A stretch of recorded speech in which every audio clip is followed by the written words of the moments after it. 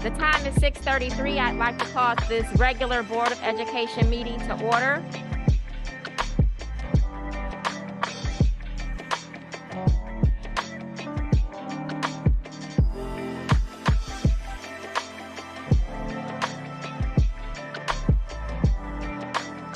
The first item on our agenda for this evening is the roll call for those Board of Education members who are present. Trustee Goodrich, can you do the roll call, please? Yes, Madam President. Trustee Townsend. Present. Trustee Schindler. Here. Trustee Fields. Here. Trustee Kingston. Trustee Goodrich. I'm here. Vice President Lee. Here. President Hawkins. Here, we have 6 Board of Education members present and 1 is absent at this time. Next, that takes us to the Pledge of Allegiance. And at this time, we'd like to invite members of the public and everyone in attendance to join us in reciting of the pledge.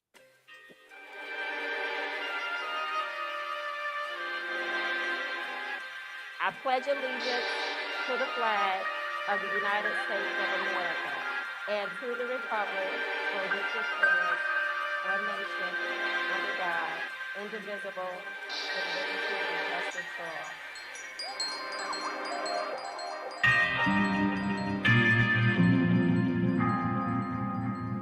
Next, that takes us to the acceptance of the agenda. Is there a motion at this time? Madam President,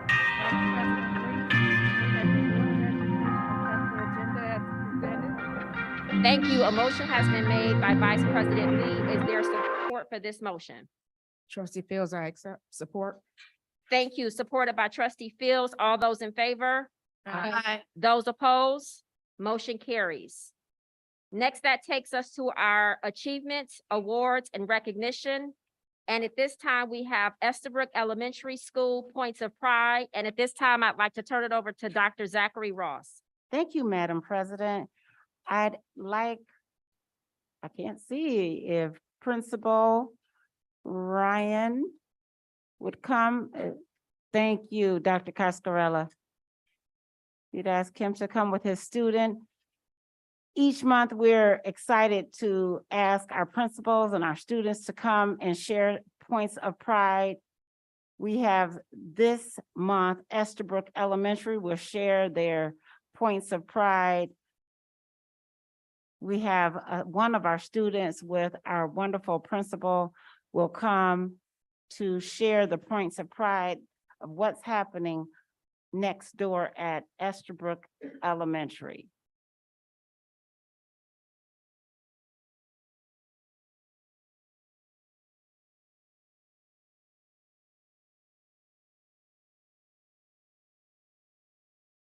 He was a little shy with the larger crowd and did not want to be inside. Thank you so much. Yes. Welcome. Well, we got 2 of them now. Yay. Oh, 4. Yay. Introduce your group and. So thank you, board, for inviting us. I just really want to quickly say we have 5 Estabrook students here. More came. Yep. Thank you. And so I have Cherish, Miriam, Evie, Mustafa, and Anas to present our points of pride. Thank you. And thank you for coming out this evening. Merrills, the unified arts of our points of emphasis at Estabrook Our students really step up the game when it comes to performances, and they take their cues from the amazing talents we have with our music teacher, Mr. Rindo, and our art teacher, Ms. Shorts. Ms. Shorts in particular spends numerous hours of her own time creating murals in the hallways at Estabrook Elementary. Her newest project is utilizing wall space to highlight characters of amazing children's books. Characters from books such as Hair Love, Pink and Say, Arthur, Spider-Man, and Frog and Toad are just some examples of how the love of art and literature come together to drape Estabrook halls. That's so much.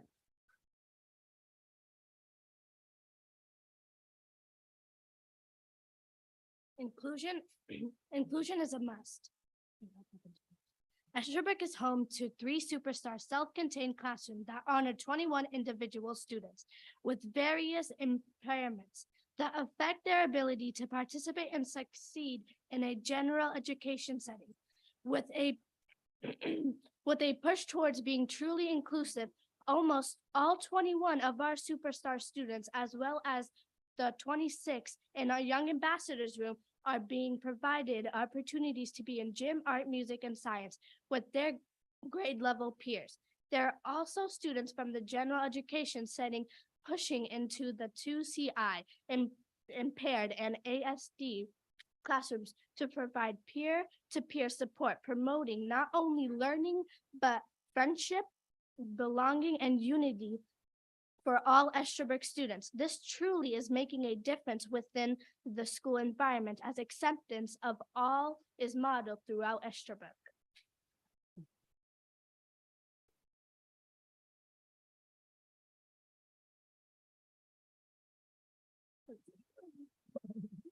You got this. In a newly redeveloped partnership with Food Gatherers, Estabrook became a grocery store for its families. Food Gatherers brought over 1,000 pounds of food ranging from dairy, meat, eggs, coffee, non-perishables, and more, and distributed it all to Estabrook families. There was also a partnership through Food Gatherers Estabrook and Estabrook with DoorDash that allowed 35 families to rest a little easier knowing that they did not have to worry about transportation back and forth for these much-needed provisions.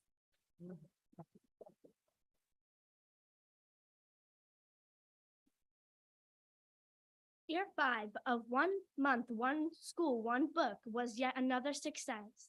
Students, staff, and caregivers joined together to read JD and the Great Barter Battle by J. Dillard. The beginning of the month started with 4 days of clues leading up to the book reveal assembly. At this time, Mr. Johnson promised the students that read the most during the month of March that they could shave his head. Two third grade students had the opportunity to take him up on this promise on April 14th. And Mr. Johnson now sports what kids nowadays call the Mr. Clean look.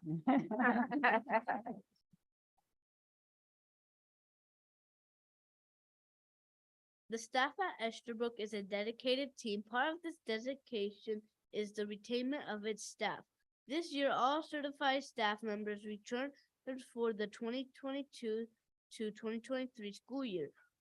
Estabrook also had a very little turnover amongst our support staff, and all general education openings have been filled. Even some positions that went unfilled over the past 2 years have been filled with qualified staff members. A big part of why positions have been filled is because of the partnership we have with Eastern Michigan University Department of Education. In the last 2 years, we have hired 4 teachers that did their pre-service and student teaching at Estabrook. Miss Tenzin, Miss Holt, Miss Bergman, Miss Bree all started their journey as pre-service teachers and wanted to come back. This testament to support that staff gives to each other and a strong desire to put YCS kids first.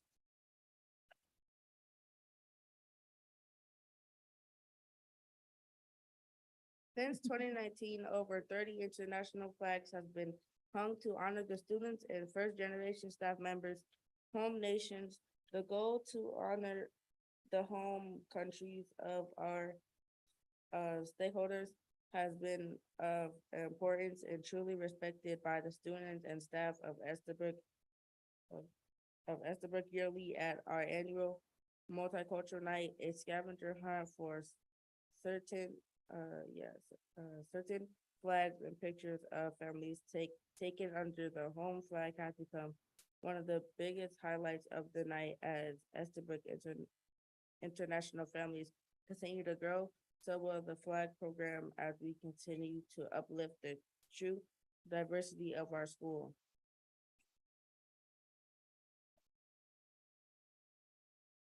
Just a little caveat with our last reader. He is one member of our 26 students that are in our newcomer center, our young ambassadors room, and just began speaking and learning English in September.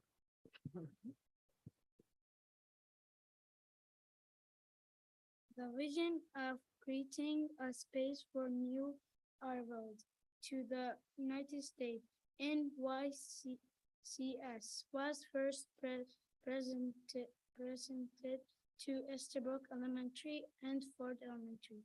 Alongside the English learner staff this year, the vision become a reality. The upper elementary grade newcomer classroom, also known as Estabrook Ambassador Room, has played a critical role in developing young minds in preparation for integrating them into grade level classrooms. The class started with a small part of 10 students and has blossomed into a total of 31 students who have commenced their U.S. schooling in Mrs. Richards' classroom. 8 different languages are represented in the classroom, and Mrs. Richards with the assistance of our preparation. Ms. Nadia Hussein has built a classroom of learners who respect each other, learn from one another, and are developing a living community. The program has faced challenges along the way, but we strive to continue educating ourselves about what is best for our newest students and will persevere in our research regarding other successful newcomer models across our nation.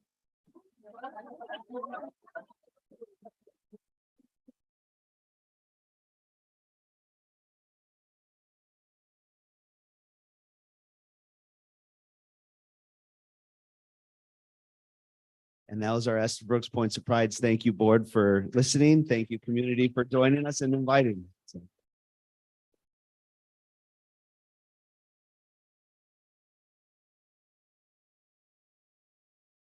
Thank you, Mr. Johnson. Thank you, students, families, educators of Estabrook. If there are families and educators in the room, would you please stand from Estabrook Elementary?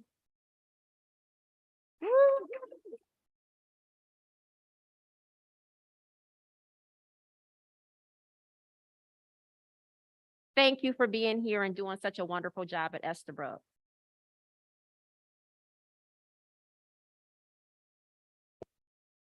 Next, that takes us to one of our recognitions for this evening, which is our Seal of Biliteracy recipients. And at this time, I will turn it back over to Dr. Zachary Ross. Thank you, Madam President. I'm looking to see if the group is here. We had the celebration next door a few minutes ago, And is Liz Sermon here yet from next door? The Seal of Biliteracy is an award of high distinction, and I know Dr. Lopez is stepping out. It's the only award given by the Michigan Department of Education. This Seal of Biliteracy is a seal. It literally is a seal that's affixed to a student's high school diploma and validates the skill of bilingualism. Dr. Lopez, can you come and stand in lieu of Ms. Sermon? Can you continue? Yes. So the seal of As I hold this literacy seal. is the distinction that the Michigan Department of Education grants students who speak one or multiple languages.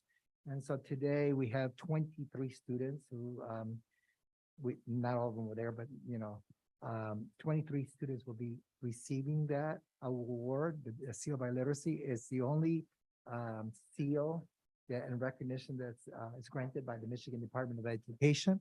And we're very fortunate because, we started with 6 and we've had every year, and now we're up to 23. And we also, today we also celebrated YMA, the Y High, I'm not YMA, but Y High, the students from Y High as well, who also were part, because we're collaboratively working on this as one district, okay?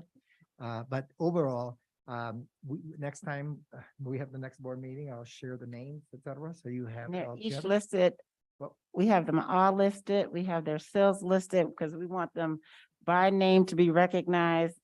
Their seals are listed here as well. So. Anything else or?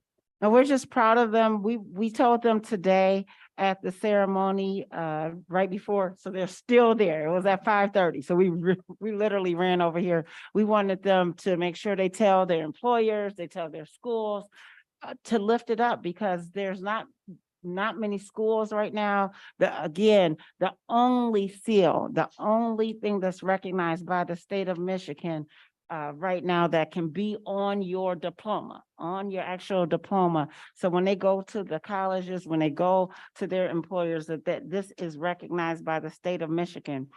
And so you'll see their seals there, their names there. Many of them, just like you see, this is an extension of what you just saw today, our ambassadors program. So board, as you started off, our Ford Early Learning Center, we started off with our dual immersion program. So all the way up through the system, but that program is growing, and those students, many of them came with a home language.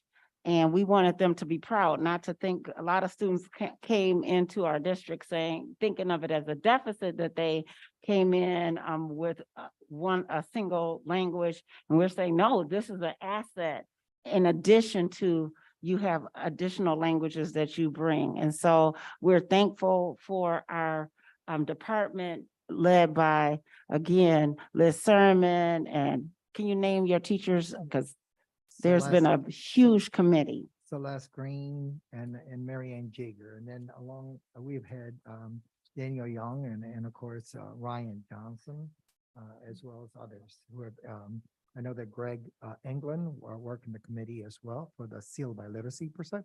But what I was going to also thank you each because of your great vision forward. We are now all the way from kindergarten all the way to 12th grade, we teach Spanish every day, pretty much. So thank you so much. I appreciate it. We congratulate these scholars.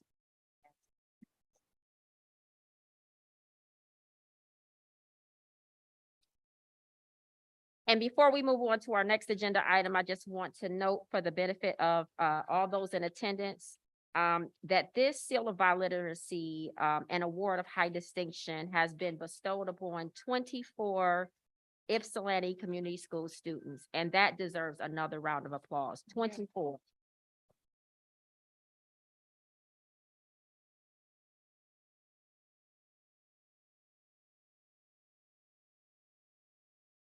Next, that takes us to our Modern Classrooms Project Mentorship Program Graduate. And at this time, I'll turn it back over to Dr. Zachary Ross. Thank you so much, Madam President. we're again just thankful for our staff members who just go above and beyond. Modern Classroom is a program that is nationwide, and it's a project that offers virtual mentorship. And it consists of 4 parts, and it's rigorous. And so the 4 parts are, you can become an expert mentor.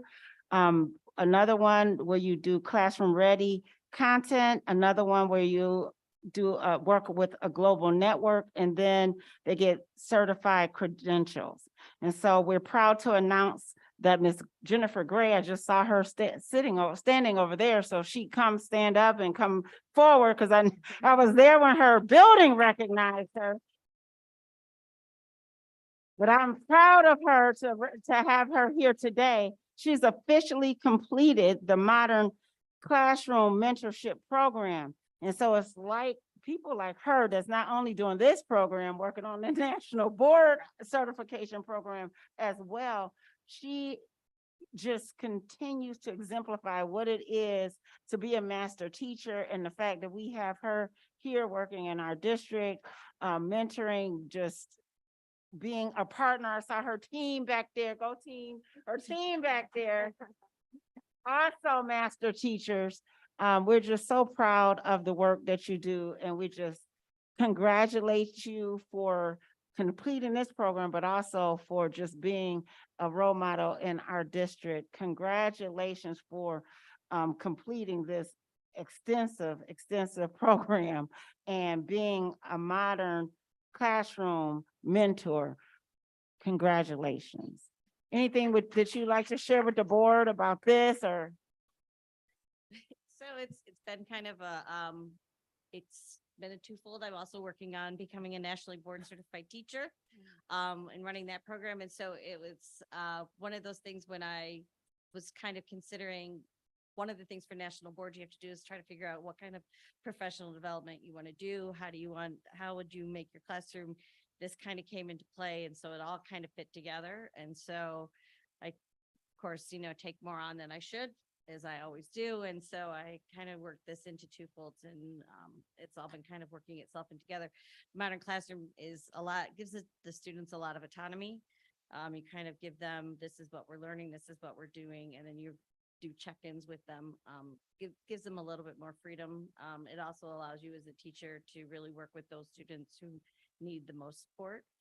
Those who kind of get it can move on a little faster. Those who need more support get it from the teacher, and even from the students. We get it from we have, like I always call them, my student superstars, student teachers. And so if they know what they're doing, I can say to a student, this person, and they have their name on the board, and they can go to that student and ask them for help. So it's, I'm still working on it, so it's not perfected yet. So, but we're as everything, it's a, project in its work. So, but I thank you very much for the recognition. So, Thank you. Congratulations.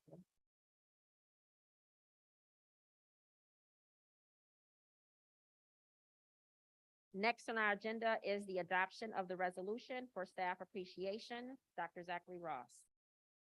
Thank you, Madam President. It's been a wonderful day to be able to continue this work of recognition. This is the resolution.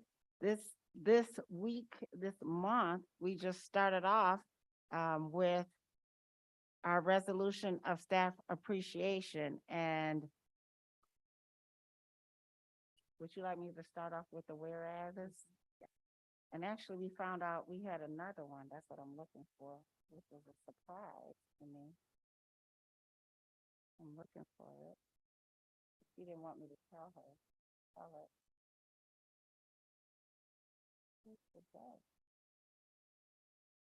Look at it. Good communication.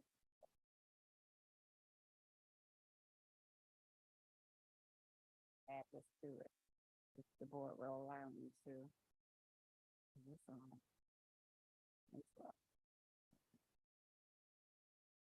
Whereas the Ypsilanti Community Schools principals, teachers, staff, school lunch staff, school nurses continue to change the lives of children every day. Their immense work and impact moves us beyond words. And the YCS principals, teachers, staff, school lunch staff, school nurses have done even more to continue education with in-person learning and virtual classrooms, all to ensure every student has the tools they need to reach their full potential. And YCS administrators, teachers, staff, school lunch staff, school nurses fill many orders as listeners, explorers, role models, motivators, and mentors. And YCS administrators, teachers, staff, school lunch staff, school nurses continues to influence us long after our school days are only memories. And administrators, teachers, staff, school lunch staff, school nurses, and Ypsilanti schools spend countless hours preparing lessons, supporting and guiding staff, preparing healthy meals, evaluating progress, counseling and coaching students, and performing community service. And our school district recognizes and supports its administrators, teachers, staff, school lunch staff, school nurses, and educating the children of this great learning community. Now, therefore, be it resolved that the Ypsilanti Community Schools Board of Education proclaims May 1st, 2023 to be School Principal Day, May 8th through 12th, 2023 to be Teacher Staff Appreciation Week, May 5th to be School Lunch Hero Day, May 10th to be School Nurses Day, and Board, I have another. I found it. I just found. Happy School Communicators Day is May 12th. I almost missed it, guys. And be it further resolved that the Ypsilanti Schools Board of Education strongly encourages all members of our community to join in personally expressing appreciation to our principals, teachers, staff, school lunch staff, school nurses for their dedication and devotion to their work. Thank you for reading the resolution, Dr. Zachary Ross. At this time, is there a motion? Madam President, I move that the Board of Education adopt the resolution of recognition proclaiming May 1st, 2023 to be School Principal Day, May 8th through 12th, 2023 to be Teacher Staff Appreciation Week, May 5th, 2023 to be School Lunch Hero Day, May 10th, 2023 to be School Nurse Day, and May 12th, 2023 to be School Communicators Day. Thank you. A motion has been made by trustee Goodrich. Is there support for this motion? Trustee Townsend, support. Supported by trustee Townsend. All those in favor? Aye. Those opposed? Motion carries. Congratulations. And let's give everybody a big round of applause for all.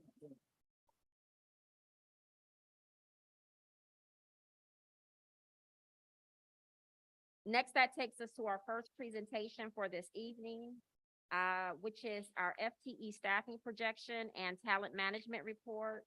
Dr. Zachary Ross. Thank you. Thank you, Madam President.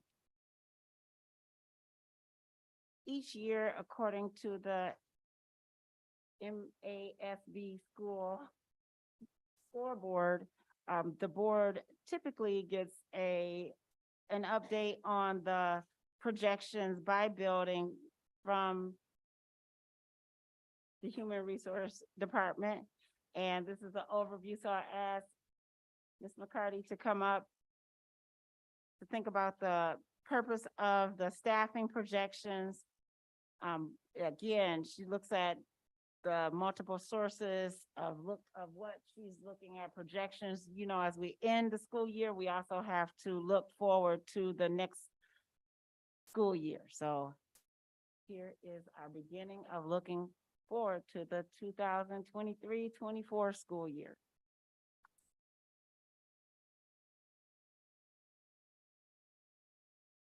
Good evening, Madam President and members of the Board of Education, Dr. Zachary Ross. Thank you for allowing me to present the 23-24 staffing projections.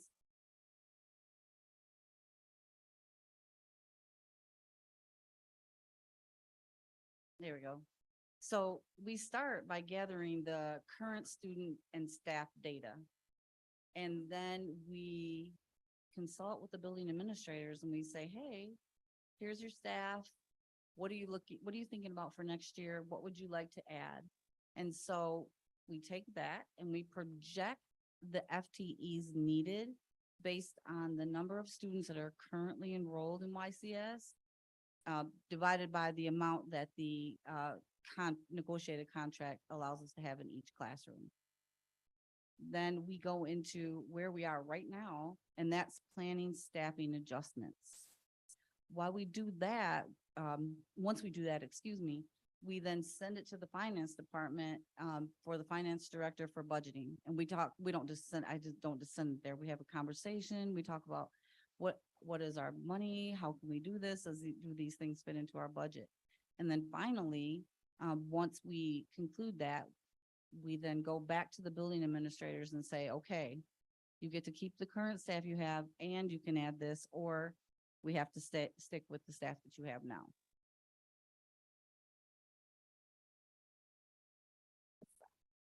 Hold on, let me see. Yep, it's not working.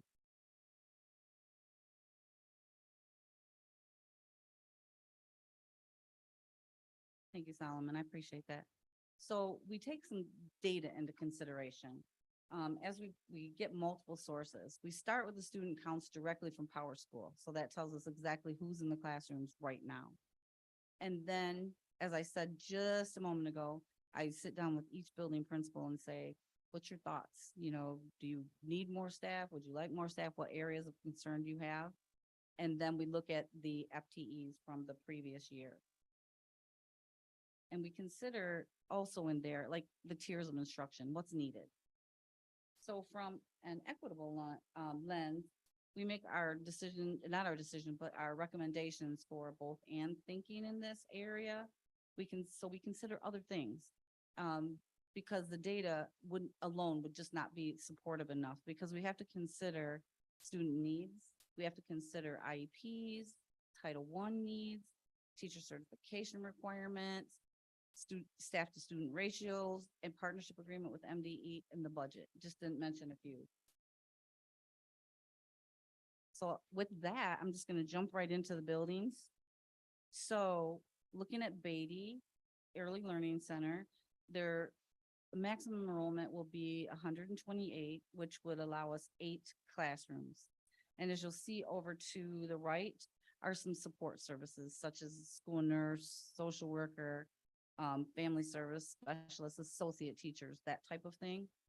So this is where we are with 22.11 FTE for Beatty currently.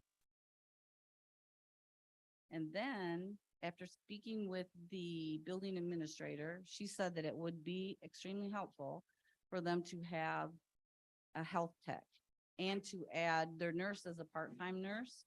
So they'd like to add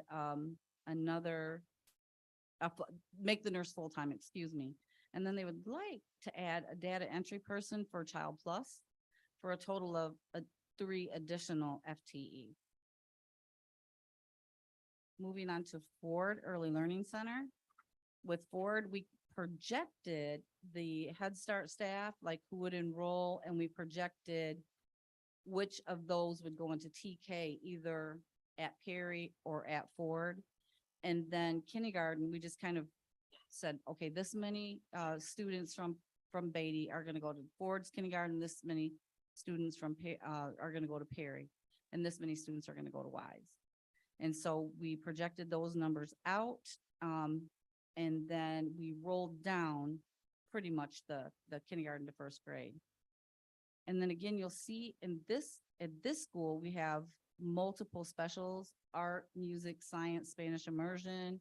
And then again, those special categories like social workers, liaisons, coaches, that type of positions, for a total of 46.51 current FTEs.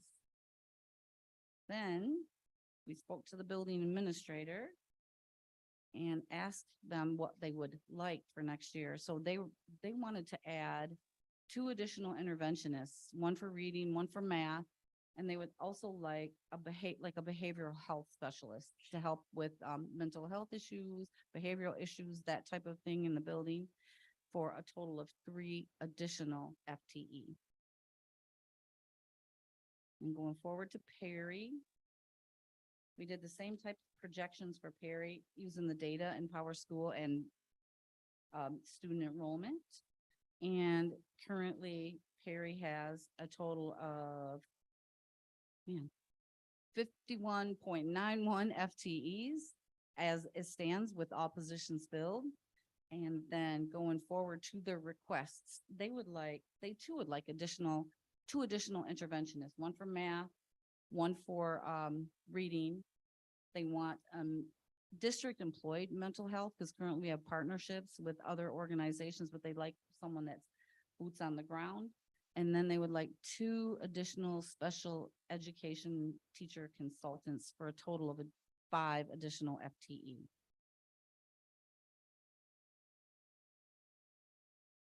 Jumping forward to Erickson. So Erickson, we roll their numbers down. So if you're looking at 2nd grade, you'll see that it rolls right down to 3rd rolls right down to 4th, and we project 1st grade because again, we're not sure how many kindergarten are going to go to Erickson, how many are going to go to Wise, how many are going to go to Ford, and how many are going to go to Perry. They have the additional special electives as well. And then their social workers and their nurse teams and liaisons and coaches. Then speaking with the building administrator, she would like to add 1 additional FTE in the form of a behavior specialist or an MTSS coordinator. And perhaps maybe another part-time administrator to help with some of the extra duties that the principals have, for a total of 1 FTE, but maybe 1.5. Going to Estabrook, as you see, Estabrook has 37.11 total FTEs. That's teachers, specials, coaches, reading, and math support. And this is kind of funny, not funny, haha, but just, we said, what would you like? And I probably should have been a little more specific because he asked for an additional 12 FTEs. He wanted an additional teacher consultant, an ASD teacher, an EL social worker, Spanish teacher, Spanish immersion teacher, 1 behavior interventionist, 2 academic interventionists, and some additional parapros, and a 0.4 clerical. Holmes. So Holmes Elementary has 30.31 total FTEs, including the teachers and the support staff that are there. And I might add, these roles are what are under the YCEA, or the Ypsilanti Community Education Association positions. These are not support positions. These are strictly those roles. So in speaking with Mr. Anglin, he would like to increase his art to a full-time. And he would like to also add a behavior interventionist, a 31A social worker, as well as a 0.5 MTSS lead, and a math interventionist, and increase the school nurse and the school psychologist for a total of 4 additional FTE. And then moving on to Wise. Again, you can see that the numbers carry down, just going across like 1 to 2, going diagonally to bringing the enrollment down, and then the FTEs that go with that enrollment based on the collective bargaining agreement. And then Wise requested that they would like also a behavior interventionist and 1 more MTSS individual to help with that service, so that they could get a better handle on the MTSS process for additional, I don't know if I said this, but additional 2 FTE. And now we're looking at YC2S. YC2S did not ask for additional staff, and I just want to take a moment to pause with YC2S because of the FTE there. So last year, the numbers were much higher. And we also need to take into consideration that YC2S is used for a resource for students who have maybe temporary medical, temporary disciplinary, maybe some mobility, they're homeless, and this is a pilot. So we're recommending that YC2S remain staffed as is. Then we're moving on to the middle school. So the middle school current has, whoops, what did I do here, Solomon? Something. Will you fix it for me? Thank you. I'll just keep talking while Solomon fix it for me. We have 47.76 FTE currently at YCMS.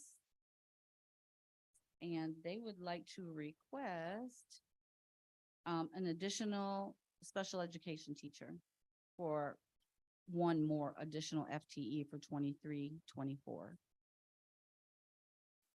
Next, we have ACE. So ACE currently has 24.1 FTE. And this building administrator said that he would really like an additional social worker.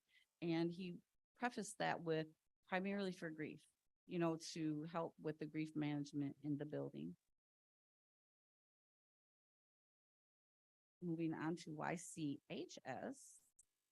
So YCHS currently has 70.52 FTEs. And they would like to request one more CTE teacher, 3 more EL teachers for a total of 4 additional FTE. So just in summary, you know, we do this research from a culturally responsive lens so that we can provide services to the students to meet their needs, to meet them where they are, and to make sure that tier 1 instruction is met first and by highly qualified professionals. Then we collaborate. We have to make sure we collaborate. So we have the voice, choice, and agency that we promote and have this with the building administrators because the FTEs annually are a moving target. Sometimes you need more, sometimes you need less. And we just have to find out from the building where they're, because they have the pulse on their building, what they need. And then we present this communication so that we can say to you, members of Ypsilanti Community Schools Board of Education, this is what we need based on what we believe our students need to the best of our ability using projections for staff. So just in conclusion, currently we have 423 FTEs in this area, and the total requested is 453 for a difference of 30 FTEs, which I'm sure Mr. Butler is saying, I think you can get that money, but we're going to look into that and research that and see what we can do. I know that was kind of fast. Is there any questions that you might have? Any board questions? Yes, thank you, Ms. McCarthy, for the presentation. I appreciate all of your efforts. I do have a couple of questions. Yes. So when we're looking at adding FTE specifically for reading or behavioral, are we looking at data in regards to our literacy rates and or suspensions to determine whether or not these are the areas that we want to add FTE to support? Yes and no. Some of that, yes, absolutely. The principals are looking at that data and they're giving me their assessment based on their data. And so we take that into consideration and say, ask them multiple questions, you know, like, why do you need this additional staff?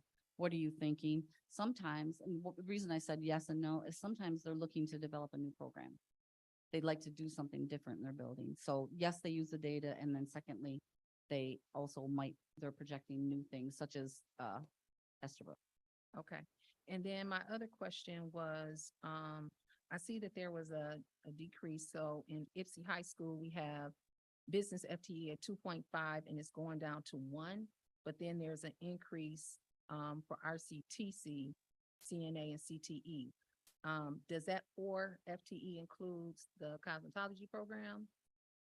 It doesn't. We would need that additional, I mean, no, that's what the CTE is, excuse me. Yes, it is. And Okay. then I didn't actually take that reduction in business because I discussed it with the principals and I apologize that it's on the bottom of there for you.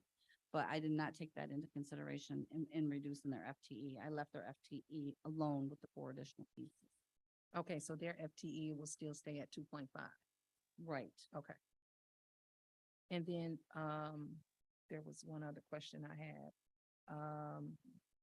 I noticed that in regards to FTE for like the high school ACE and, the 2K, YC 2K, we have an FTE for reading, but there's not one for the middle school. So is that just should we assume, well, I don't want to assume, is there what's the rationale for not having an FTE in the middle school for reading? Is that, Let me take a look at that. I believe that because it just doesn't look like that because their reading is included in their 4 coaches. If you Okay. look in their 4 coaches area, Okay. it's not divided out by content. All right, that makes sense. Thank you. You're welcome. Other board questions? I just have one, and it's kind of a two-part question. With the shortage, as we all know, everybody is impacted by the shortage of workers, throughout our communities. Have efforts this year been successful in recruiting and retaining staff? And how do we look as we move forward into the upcoming year? So we are looking for obviously multiple avenues of recruitment. So some of the things that we used for recruitment this year were sign-on bonuses for staff. And then just recently, we rolled out a referral for the YCEA roles. So if you're a YCEA role and you recommend someone for a YCEA role, there's a referral bonus for that. We have attended the college circuit to recruit. And we're gonna have our second virtual career fair for the year on May 11th from 3 to 6 p.m. So we've been putting signage out everywhere. We have signs out in front of the high school. Leslie put signs out everywhere. I took my life in my hands on Getty's, trying to get some signs on the corners up there. So we're using those multiple resources. We also use Frontline. So we're using Frontline to get those applicants in. It still seems to be the biggest stream of staffing comes from Frontline. So we keep up on that. We also post on multiple professional organizations like MASA, MSBO, and all their affiliates, as well as Indeed. We haven't had a ton of success with Indeed, so I'm going to see if we can tweak that some kind of way. And then Leslie and I have been working on getting a LinkedIn. And then we're going to jump into, go ahead. And all of our buildings will be applying for the Talent Together through the state of Michigan. Mhm. And so that will also be helping with the pipeline program that hopefully the state will fund. And then we're looking at going to multiple community events. I look closely, Taryn has given me some events where she says she has a lot of attendance and various other events that Leslie has coordinated. So we're gonna have tables. We're gonna be everywhere. We're gonna be everywhere. So that's what we're doing. Great. Thank you, Ms. McCarty. Thank you. Thank you, everyone.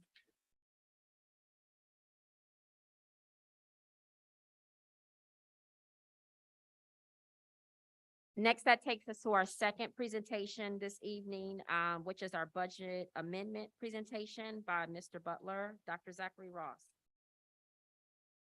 Thank you, Madam President. This time, we'll ask our Director of Business and Finance, Damian Butler, to come to present one of our 2022-23 budget amendments. We know we have been working towards our final budget amendment, and so we're getting closer to the end of the year. Again, we're closing out the 22-23 school year, projecting for the final budget amendment, and as we are planning for the 23-24 school year. So Damian Butler. Thank you, Madam Superintendent, Madam President, fellow trustees, good evening. I just dive in. This is our overview of what we've been doing for the year. Our information comes from various sources, various funding portions for our budget. The bottom three are our grants two from federal government, one mixed in with the state. Briefly, right now, we are still going through the revenue process. We're working on our state reporting information, our L-4029. So our number for our local revenue will change. We're not going to be in the red for a long time. We just have to continue getting that information in and process it through to make sure we are on point.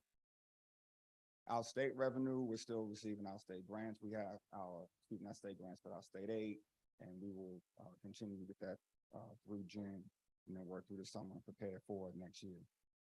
Federal revenues, our title, and our various grants, seeking leap to include it. Income and transfers are things you move over from last school year into next school year.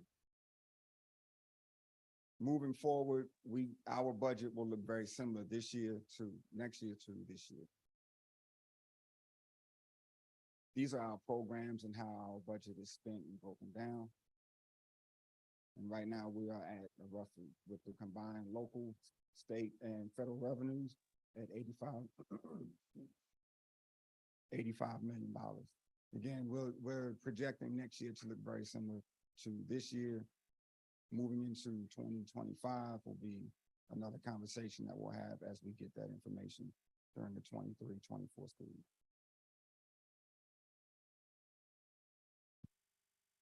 Again, very brief. What questions might you have?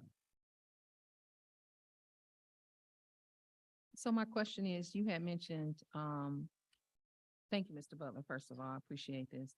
You had mentioned, about you won't be in the red for long. Can you just elaborate what that means for some of the people that may not know? So when we're below where we were last year for tax revenues, but that's only because we have not received all of them in at the time of me putting together the presentation. As we go through the remainder of the school year and processing our income and revenue, get our tax reporting to the state, and work with our partners at PFM and various, we'll have all the information in, and it'll show that we are on track. We're not losing money. Thank you. Any other board questions? Thank you, Mr. Butler. Thank you.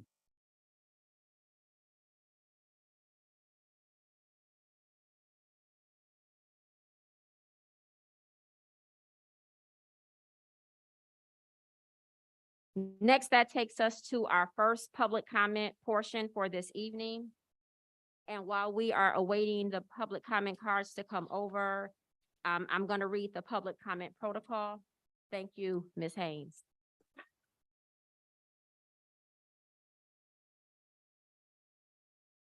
So there are two statements that I want to read tonight. One is our standard public comment protocol, but I do recognize and realize that we have a lot of members of the public wanting to address the board.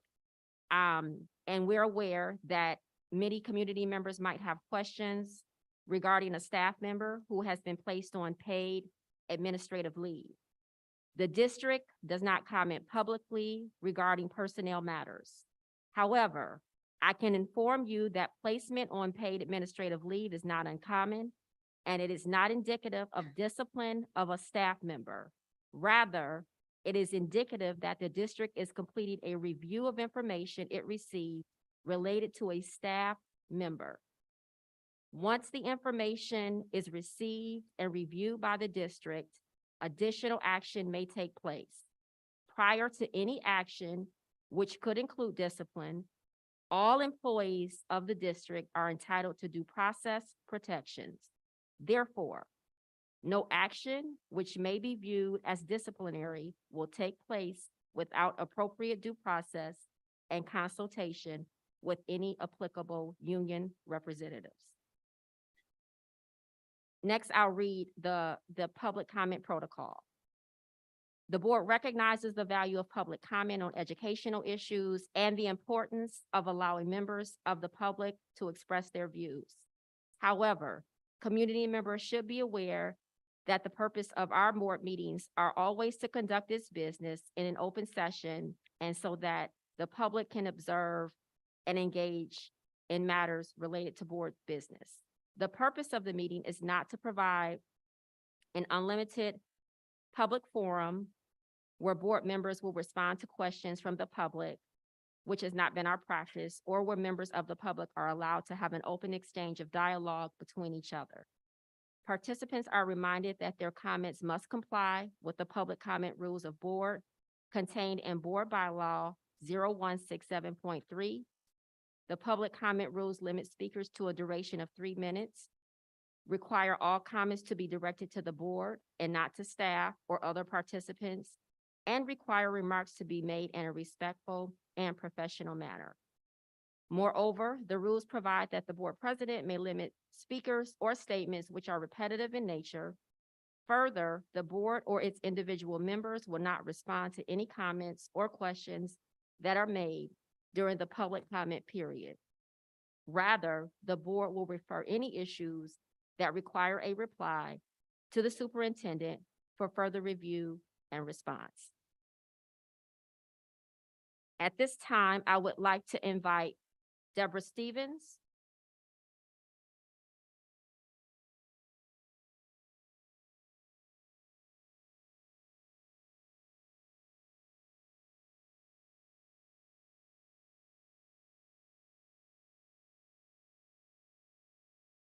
Hi there. I just want to talk about the staff retention. I think Sue's done a great job of all the things she's going to do and stuff, but the biggest thing obviously is the salary.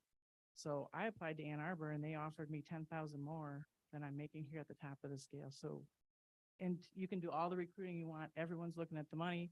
When I went on vacation up to Traverse City, McDonald's is paying $22 an hour daily pay. So same thing with our paras. We're dying. We can't get paras because the pay is not high enough. So the biggest thing is you got to raise the pay a lot. That's it.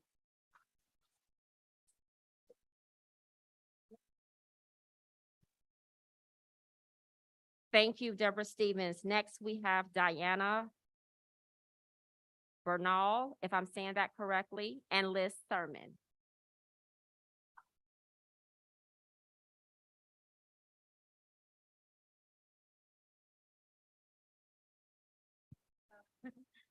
Hello, everyone. I'm here with Liz Thurman. I've been working with the EL students for the past 5 years now. And part of my work is through Buenos Vecinos. Well, it's a part-time job through Buenos Vecinos, where Liz is our liaison and I get to come in and help EL students. Like I said, I've been helping the EL students for the past 5 years, where I dedicate my time to help them with any subject they require. I just graduated from engineering school with bioengineering and mechanical engineering. So, yeah. And I also graduated from FC, so. Yeah.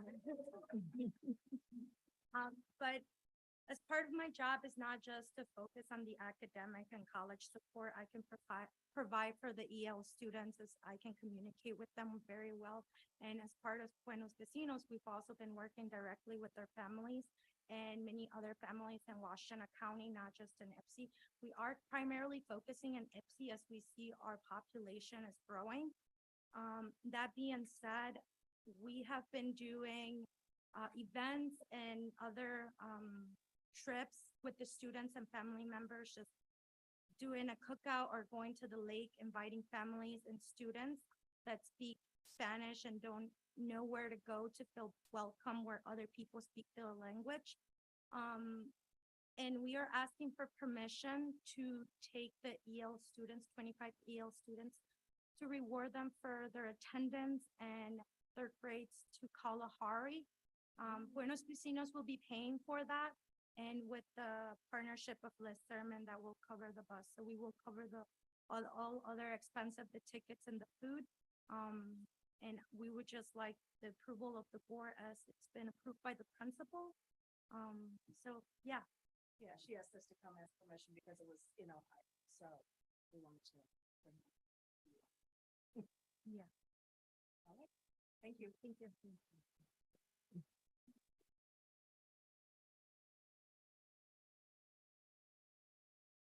Thank you, Diana Burnell and Liz Sermon. Next, we have Ruth Cassidy. Is Ruth Cassidy here? Okay. Next, we have Angie Gibbs.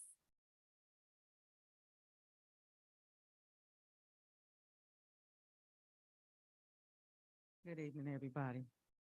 I am a transportation driver. I've been working same location for 29 years. My concern is that our radios go into sleep mode, I'm told. And there's times when they are calling out daily extras or trying to reach a driver and they're not able to reach them because we don't know if our radio is in mode. I work with special needs, so I can be down lifting up a wheelchair, get back on my bus and get to driving this and not knowing that my radio is in sleep mode. And they may be trying to contact me and tell me, hey, don't go this way for whatever reason. We need our radios to work while we are operating the bus at all times. Thank you.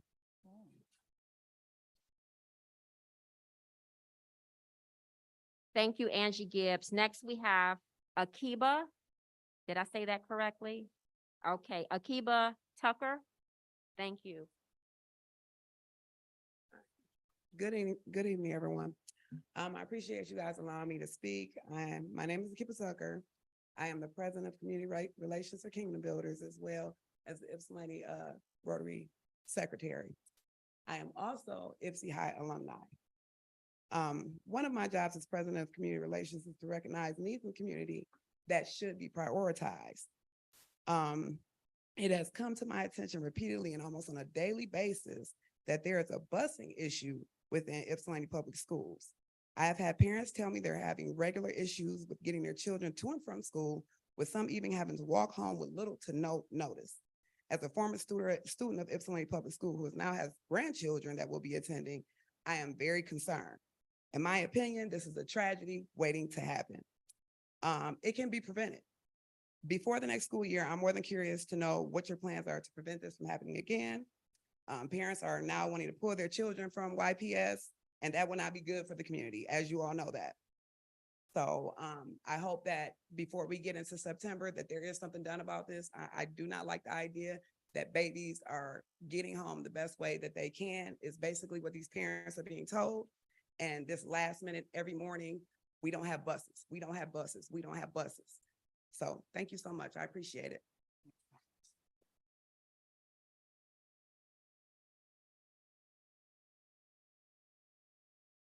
Thank you, Akiba Tucker. Next, we have Latasha Humans. Did I say that correctly? Hammond. I apologize.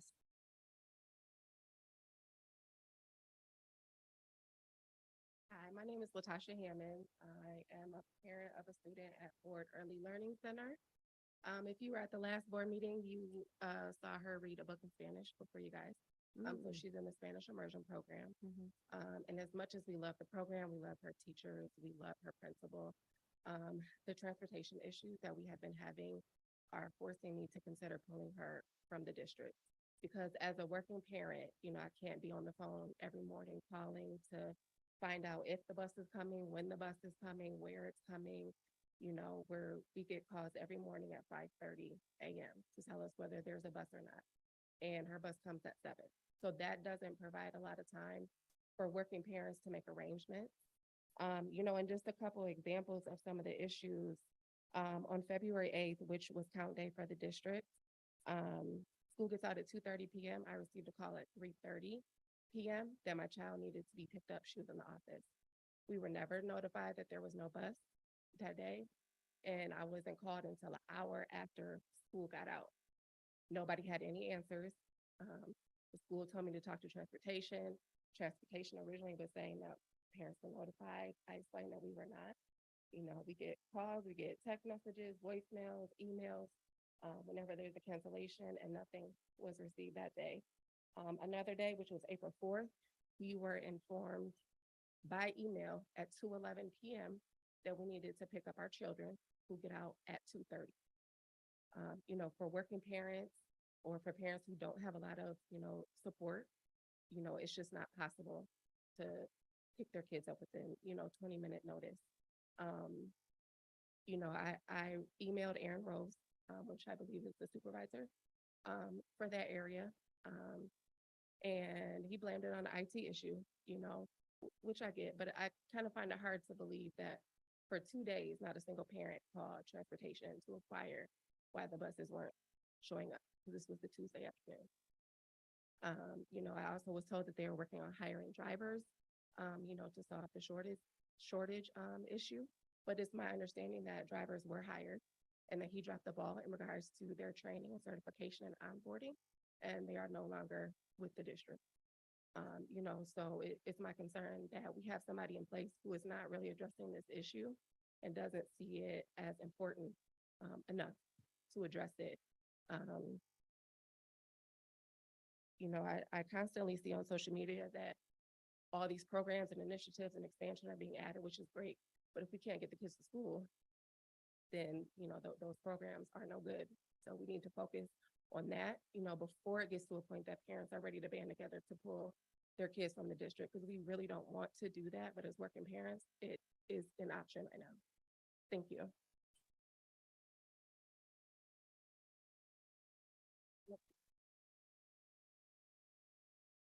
Thank you, Latasha Hammonds. Next, we have, the last name is Connor. Is it Diet? Is it Diet?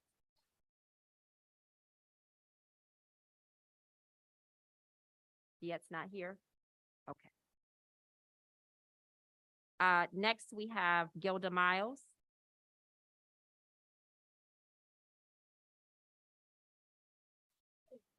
Good evening. It is so good to be back in the building. Also, I just want to say to the IPSI teachers, happy Teacher Appreciation Week. I am a proud retiree, although I'm loving retirement, traveling all over the world. But I did over 30 years in this district. So I come here today and to say some words with regards to Ms. Harding. I first met Ms. Harding when I was staying in apartments off of Cornell, and she had just hired into the district. Didn't know that. And I says, well, what are you going to be doing? Well, I'm going to be the new IPSI music teacher. I said, really? I says, well, I teach at the time, it was West Middle School. I heard this person playing the piano with such passion, such enthusiasm. I'm like, dang, I want to go back and be in her classroom. Over the years, it is clear that Ms. Harding has demonstrated being a highly effective educator. So it's concerning to me when I get news from students who are my streets, my community, who come to me saying, Ms. Miles, did you hear what happened to Ms. Harding? Now, I know there are two sides to every story, and I'm hoping that we're going to be very transparent. But the concern that I'm hearing, or how it's coming across, is that teacher did a program in February. People were not happy with that. Then she was attempting to get a video, again, involving the kids to be active participants, which is what we always say, right? We want them to be active in their learning, which she did and always does. My understanding went to the news got involved. Members at HR were not happy, hence she's on administrative leave. Now, the concern for me is this: I went through all kinds of staff development in this training, has did many of them, on resolving conflict resolution. So the concern I have is when I hear students say, well, they came over and got us and took us to the board office and was talking to us. We asked to see the superintendent in February, and she asked us to write down questions and then didn't meet. That does not sound like conflict resolution to me. It's just not. And sometimes when kids, which they are very honest and open, and they may not have the vocabulary to articulate what they say, but they say what they mean, and it comes out, and as adults, we have to be the ones to say something's wrong. So for me, the fact that these students felt that they had to sing a song, they don't really care about us. From paper to heat going on in the building. And the next day, somebody should have been, I got it, because somebody else is going to talk. Somebody should have gone on to those kids and say, let me hear what you have to say now. Because that's what Ipsy Community Schools is about. Community is about community. So I'm here to say, I'm retired, but I still welcome the opportunity to be a part. I reach out to certain people in high places, and I'm a low-tech person, but I don't get phone calls or it goes to voicemail. That's not how I work. I'm a hands-on kind of a person. That's what these kids need.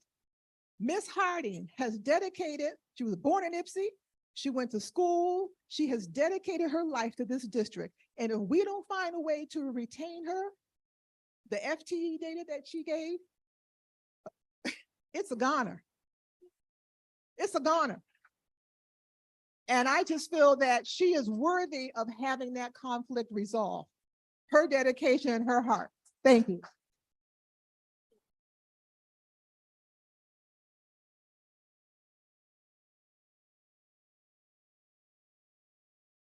Thank you, Gilda Miles. Next, we have Amanda Smith.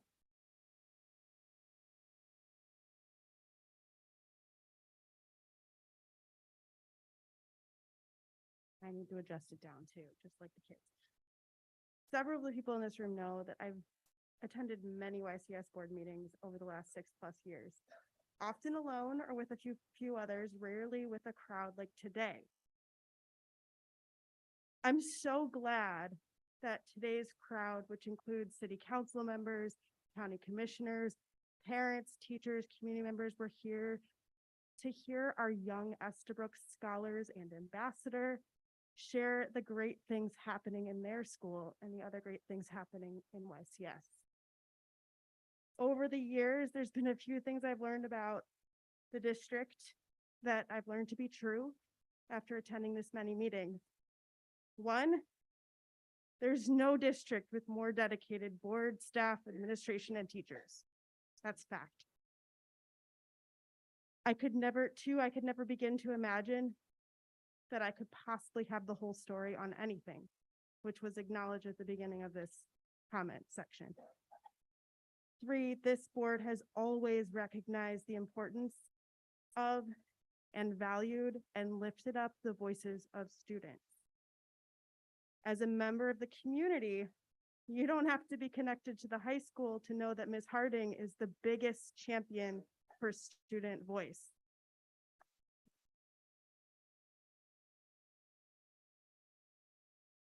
The events of this last week feel like a disconnect in the values I've seen of the administration and the board. Transparency, student voice, those pieces feel like they're missing right now. And I would appreciate, as a community member, as a parent, as somebody who's been connected to the schools for a really long time, that this gets resolved quickly and with as much transparency as you're able to give, to continue to show the community that you do value lifting up student voices.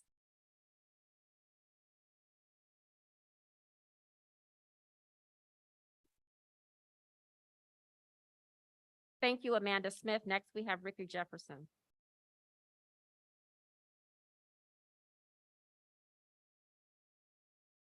Morning. Good evening, right?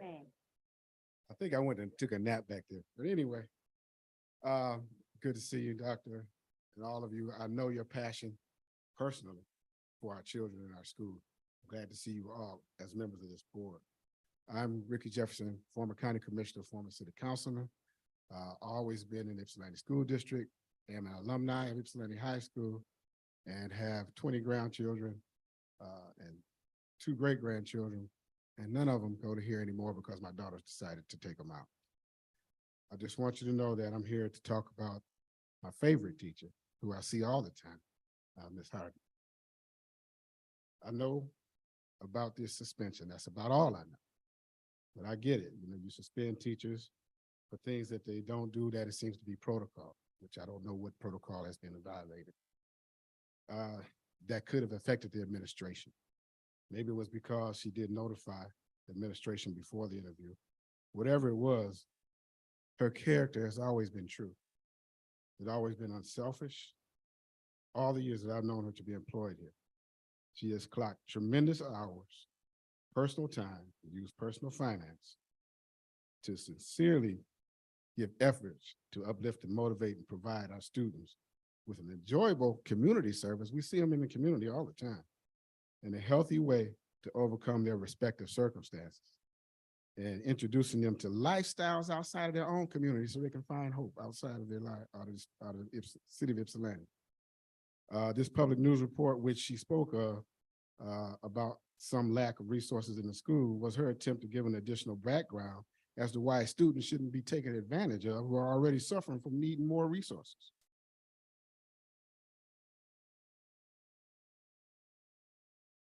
The district resources have been known since before the merger and after the merger. So it's not something that she was saying that has not been publicly known. Ms. Harding has been representing our students, and on that news report, that's who she was representing to help them get their hard-fought money back. This district experienced serious financial shortages, and we all are trying to find out what we can do to help with that. Ms. Harding worked her magic in the lives of these choir members. I've visited the teachers. I've talked to them. I talked to the students, the administrators, and I'm really grateful for all those who have chosen to remain here and to create a nurturing and an excellent educational experience for our students. Do what each of you can to retain Ms. Harding.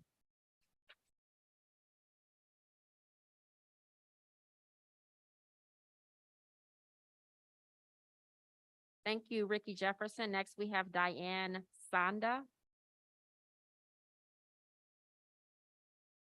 Good evening. Thank you for letting me speak. I think everyone here actually knows that Crystal Harding is an amazing teacher, that she's done well and beyond things that most other teachers don't do with her students. She's been just recently nominated for an award where just over 100 other people throughout the whole country are part of this nomination group. And as being an excellent teacher. And I think that the Ypsilanti district would be a huge loss to lose her. She's a huge asset. And I just know her students love her and that she's done more than any other teacher I personally know. I used to teach in the Ypsilanti district quite a few years ago. But I just would encourage you to find a way to resolve this and to help her.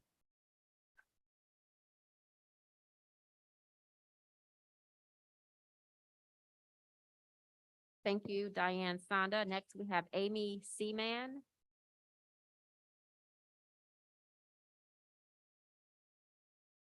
Hi, thank you for having me. I'm just here to raise my voice in support of Ms. Harding. I am a former student and I'm here to support her. So.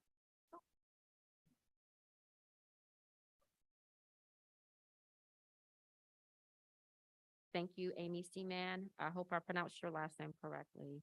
Seaman, okay. Sorry. Next, we have Trisha Duckworth. Trish Duckworth. I apologize, Trisha Duckworth. I want to get names correct, so. Thank you. Good evening to the board. Kind of sad to be here tonight for the reasons that we're here. We're not sad for supporting Miss Crystal Harding, but just sad for the events that have taken place this week. A teacher like Miss Harding is irreplaceable in the lives of so many students who have challenges at home, and they look to Miss Harding for that rapport, for that love that she gives effortlessly, sacrificing from her heart over and over again. We don't know why she was suspended. We can only assume that it could be retaliation, and we hope that is not the case. But what we do know is that we want Miss Harding back in this building immediately. She needs to be reinstated. the way that she has been, and we got calls from parents and students that have been devastated by this. Students that had an award assembly that she was not able to attend. Being treated like a criminal almost. Miss Harding being treated like that. I just, in my mind, I can't wrap my mind around it for our youth. Because what we're teaching them is that you can't speak out.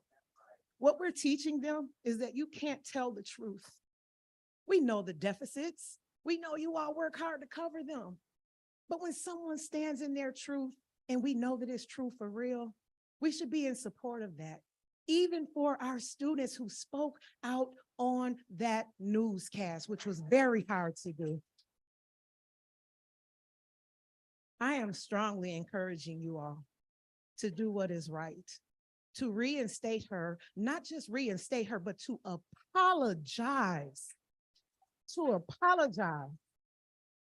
lacking the compassion and the love needed in this situation.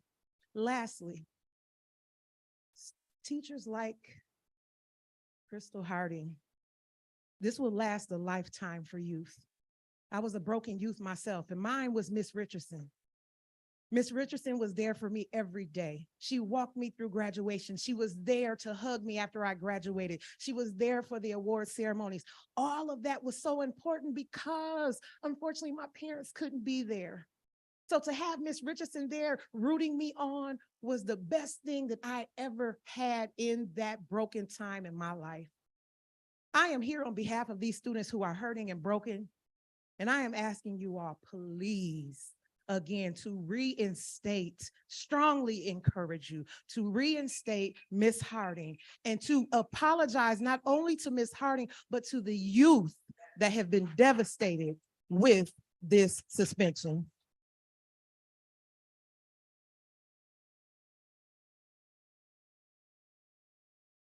Thank you, Trisha Duckworth. Next, we have Shannon McFall.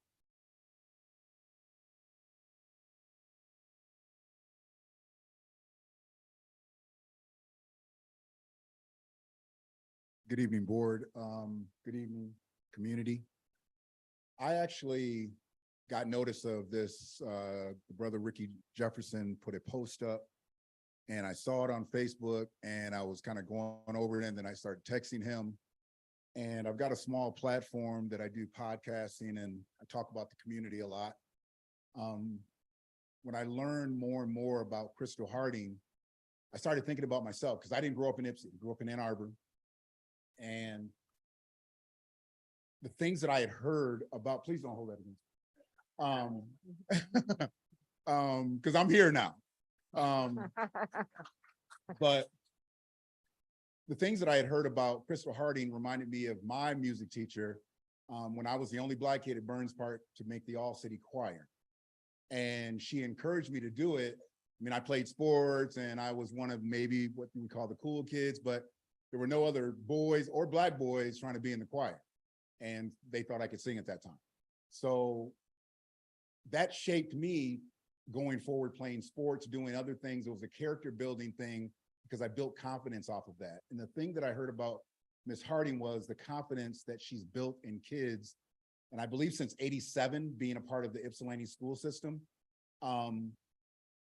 something that's very disturbing to me, because I'm not going to take a whole lot of time because I know you can't answer a lot of questions tonight. I did troll her after Ricky brought up the post, and I noticed that her profile on Facebook said music teacher at Ypsilanti High School. I was just back here in the corner as you were going through your other parts of your agenda, and now it says former.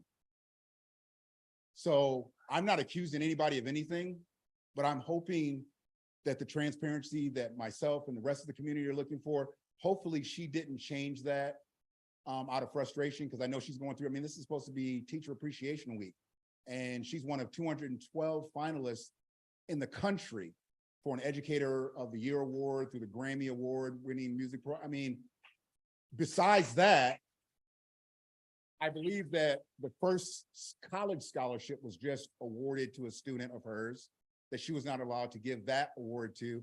And then there were other awards that were given out, and I'm not sure exactly who handed those awards to those students. I mean, to have the audacity to take her place in that time, because if that kid's a senior and they've gone through 4 years with her, and for her not to be able to hand them that award and you know, that certificate to go on to higher learning, that's a problem. And what are we really shaping our kids to be into? And what she did, I saw the video. I saw both of it. There's 2 Channel 7 videos. I saw both of them. She didn't say anything disparaging, but she did say something that was really concerning, because I'm wondering how Ypsilanti High School doesn't have a PA system in their auditorium. How is that? And why were they trying to raise money, not for a sound system for them, for the school? That's what they were trying to get the grant for. It was for the school, and those kids will go on. But they were trying to get something so they can lay bricks for the next generation that comes up.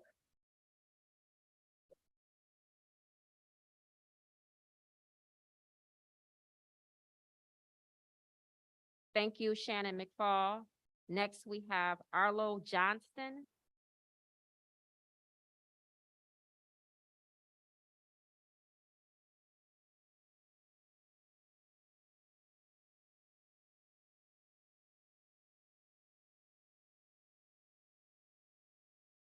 Hello, board members. Thank you for letting me speak here tonight, and hello to my community. Thank you for being here in support of Ms. Harding. I appreciate everyone's comments before me, and I have to say that my original response is a little bit more fiery, so I'm gonna tone it down this week. I am a former student of Ms. Harding, and I am an alumni of Ypsilanti Community Schools. And I think myself and other people here believe that despite how we defined administrative leave, she was not treated fairly. She was a person who, like just mentioned, didn't just teach music class and piano. She taught people to express themselves through art and creativity and to speak their mind. Crystal Harding is not just a woman of many wonderful attributes, accolades, and accomplishments. She is kind and caring and loving and generous, and she's deserving of more than anything that anyone can ever give to her. In this district, this city, and community, she is loved, and the outrage that these actions against her have caused is more great than you could ever possibly imagine. I too was scrolling through Facebook, just looking at things, and see a post with her name talking about this situation, stemming from something that I think most of us can consider innocent and loving, actually. Because again, she was just trying to speak on behalf of her students and speak up for them, because that's what this district is supposed to do for their students. Something that I think that is vitally important for you all to understand is that she has support from all corners of this planet and all sorts of people. We are a community of people who support each other and love one another, and Ms. Harding is an exemplary example of that.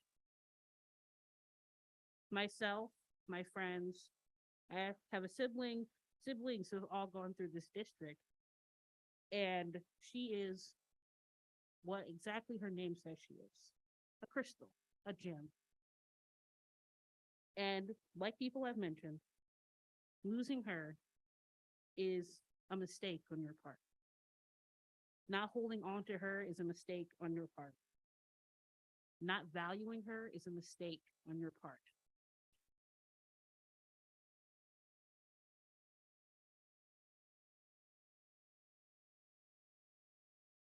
We talked earlier in the presentation about retention, and I wonder if we can use respect as a way to keep teachers. They deserve more than that, but that's the least thing that we can give them. Crystal Harding is someone of integrity and someone who uses her voice to speak for others, so I'm here to speak on behalf of her, be a little bit more fiery than she would be. Thank you.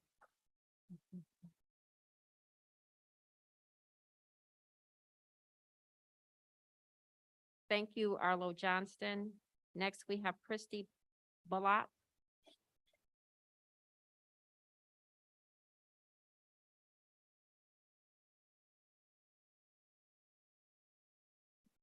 Hi, thank you for letting me speak. I've come about Crystal Harding. If I get a little emotional, this is very close to my heart, so I'm sorry. I've known Crystal Harding for over 20 years. She taught my daughter, and we both remain in contact with her. We know all of the incredible things that she does for her students, both on and off school property. It's very difficult for me to understand how a board of elected officials whose sworn duty is to educate our children would stand in the way of a teacher with an extraordinary record, countless nominations, including the 2024 Grammy for teachers, and who has not simply educated but elevated our children and saved, in my opinion, so many of them.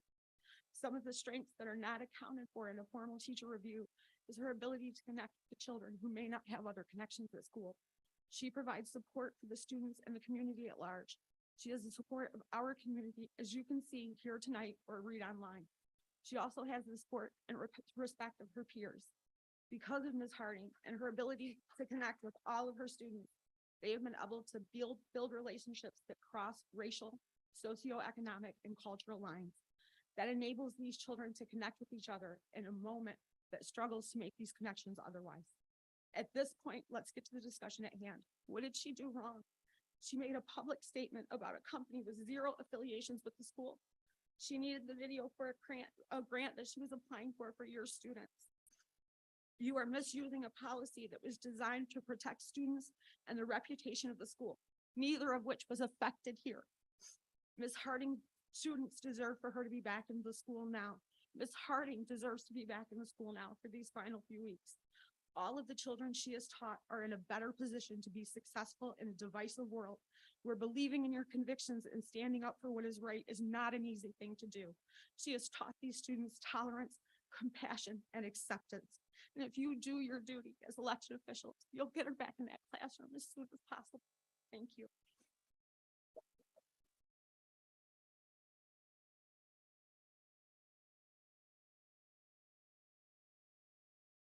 Thank you, Christy Bullock. Next, we have Dave Larson.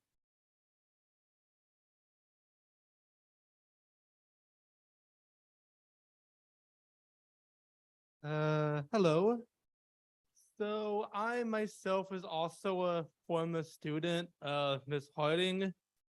And I just have to say that she's a great music teacher. I mean, I had her back when she worked at Ericsson. I was part of the You Can Stop Me project and all that stuff.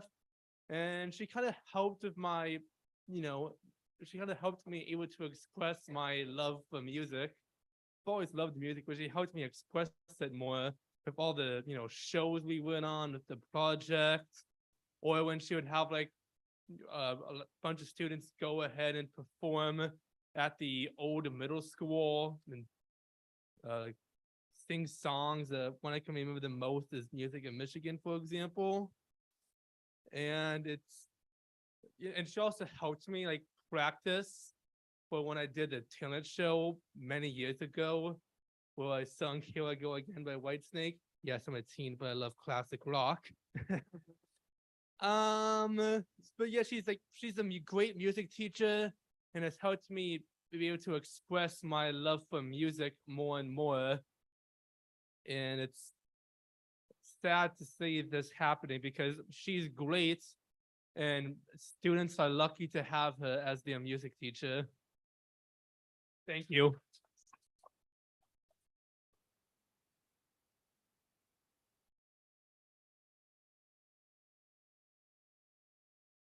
Thank you, Dave Larson. Next, we have Amory Zoo Carvo. Did I say that incorrectly? Okay, all right. What is it?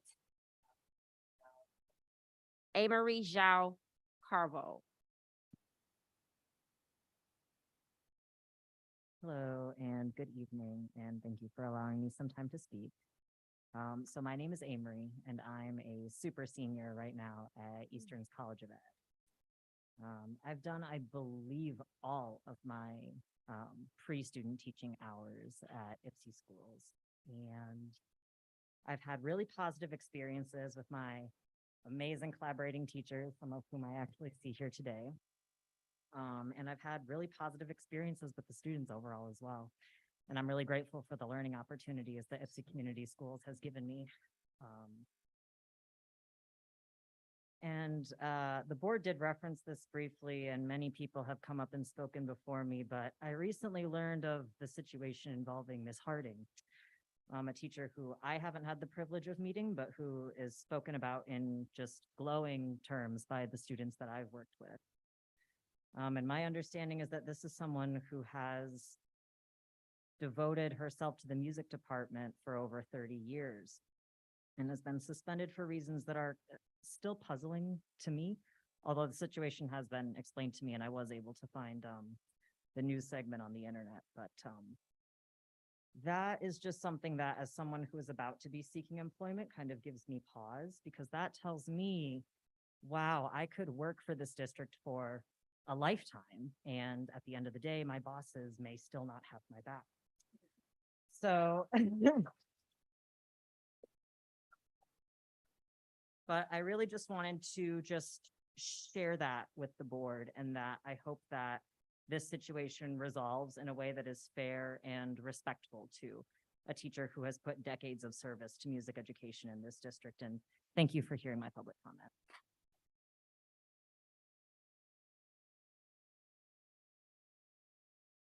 Thank you, Amory Zhao Carlo. Next, we have Carrie Middle.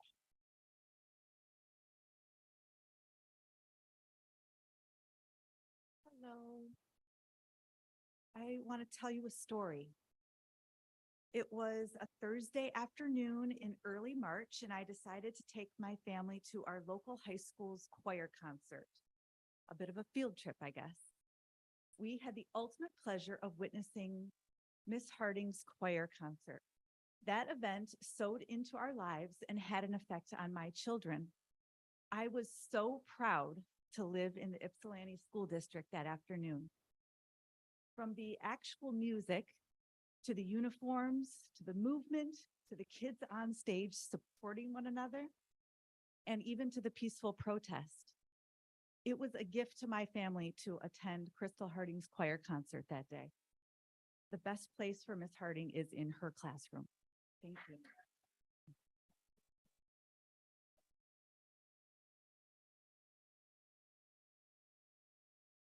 Thank you, Carrie Middle. Next, we have Madeline.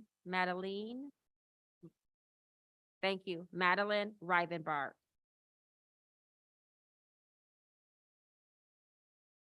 Thank you for allowing me to speak tonight. My name is Madeline Rivenbark, and I've come to speak on behalf of Miss Crystal Harding. I am a community member. I am a Ypsi alum, and Miss Harding has left such a big role in my life that I could not imagine that you would take away from the children that are going to be graduating, that are going to be able to. I love Miss Harding. I know that she is a wonderful woman. I know that she is a wonderful teacher, and she has affected my life and the community's life in a positive way. She is a community leader, and she deserves to be in her classroom just like the rest. She believes that acceptance and love and music are all, I'm emotional as well. Quite frankly, I know that Miss Harding deserves to be in her classroom, and the students deserve her support. She should have been there to give an award to a student, and it's disrespectful to the students who are already there to have not received that from their choir teacher. Thank you.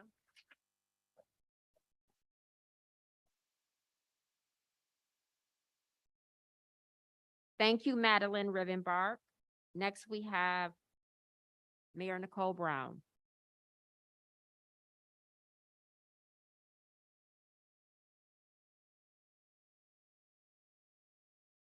Good evening, friends, and happy People Appreciation Week, or month, I'm sorry to everyone. So yes, good evening, my name is Nicole Brown, and I am here to also speak on behalf of Ms. Harding.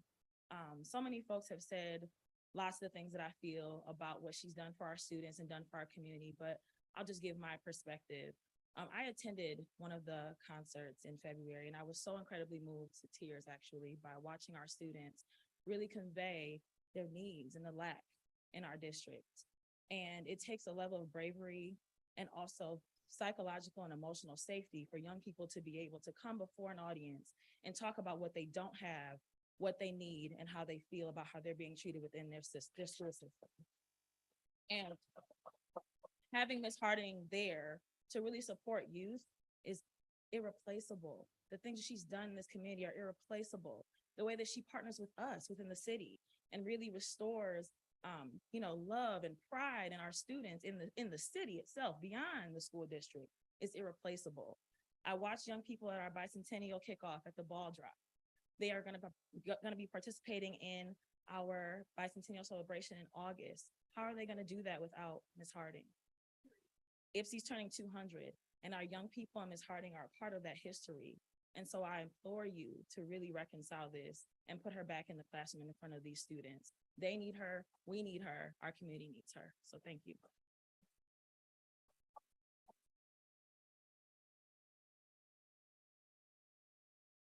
Thank you, Nicole Brown. And last but not least, we have Laveda Weathers.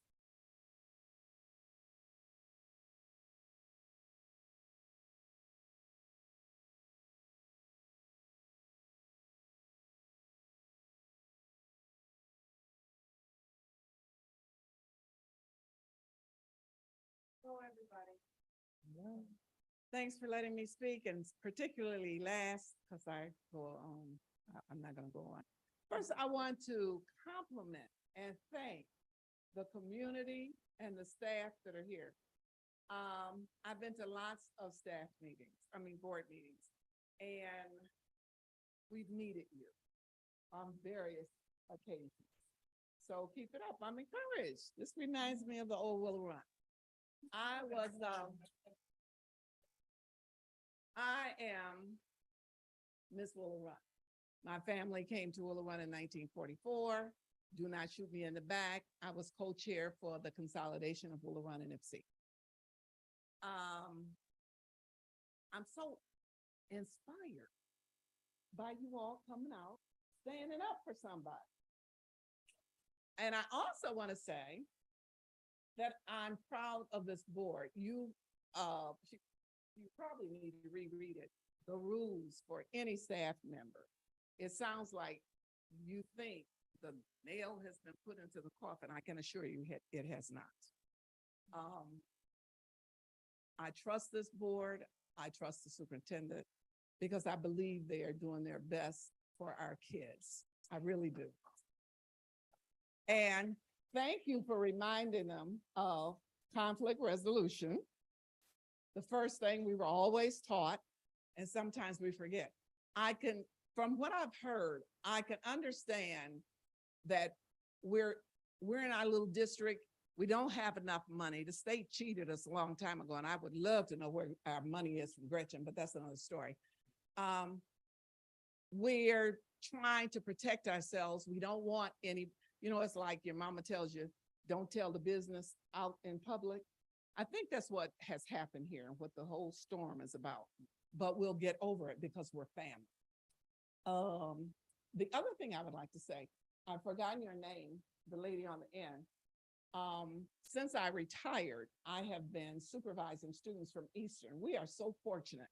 We are within 10 miles of two major universities where people are being educated, and particularly at Eastern. There is a way, I believe, to work outside of the box and get the staff in that we need, particularly in the special education department. So we need to talk about that. And the gentleman with you, the money man, right? I want to know where our money is from Gretchen that she brags about, she's given to the schools. Thank you for the opportunity to speak.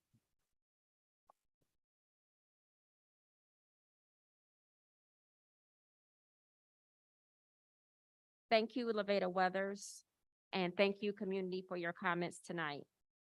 Next, that takes us to our consent agenda. Is there a motion at this time?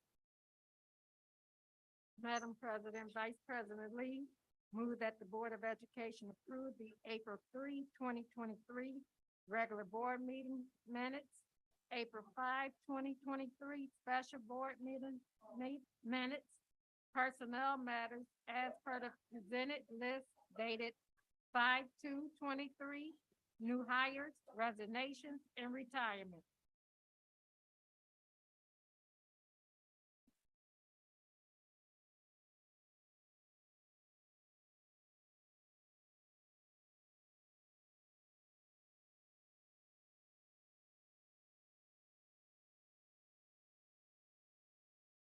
I apologize, Vice President Lee. We were transitioning and there was a lot of noise, so I just want to make sure everyone was able to hear the motion. Do you mind rereading the motion? Sure. Vice President Lee, move that the Board of Education approve the April 3, 2023 regular board meeting minutes. 2, April 5, 2023 special board meeting minutes. 3, personnel matters as per the presented list dated 5/2/23, new hires, resignations, and retirement. Thank you. A motion has been made by Vice President Lee. Is there support for this motion? Trustee Townsend, support. Thank you. Supported by Trustee Townsend. All those in favor? Aye. Those opposed? Motion carries. The dates on these two things, Monday, April 5th and Monday, April 3rd, that can't be right, right? No, it does not. Seem Yeah, right. right, right. You said Monday? April 3rd and. There's not a day.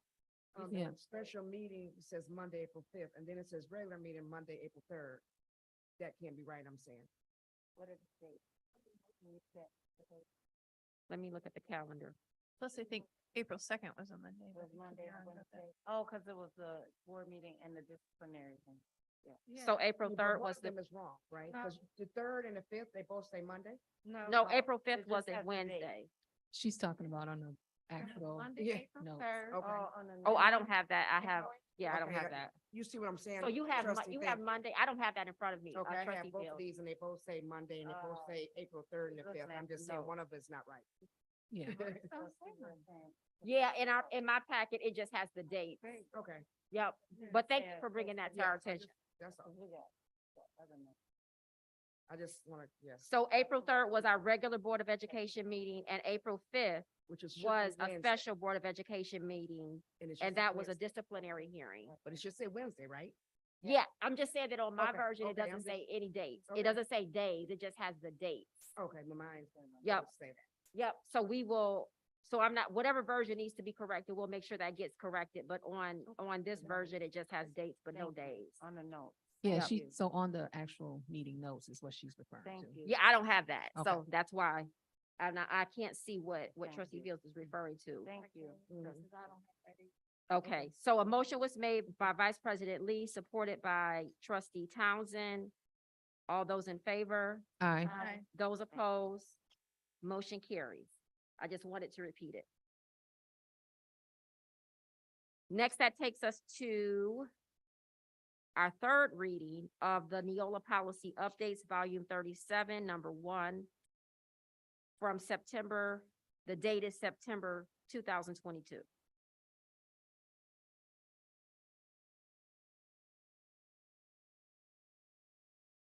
This is our third reading, so do board members have any questions? This is a discussion item at this point.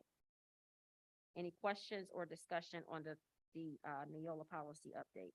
So, just for clarification, Madam President, with the policy 01, is it 44.1? This goes back to the conversation we previously had about board members not being reimbursed for meetings for the WASB and MASB, but they would get reimbursed for travel, correct? This is, if I'm reading this correctly, this is the policy that we talked previously about. And I believe I had brought up the issue last time since COVID. We are in this,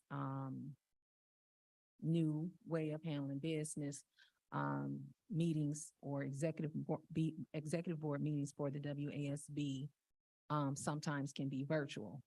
So in that sense, there's no way a board member could be reimbursed if they applied for reimbursement for travel.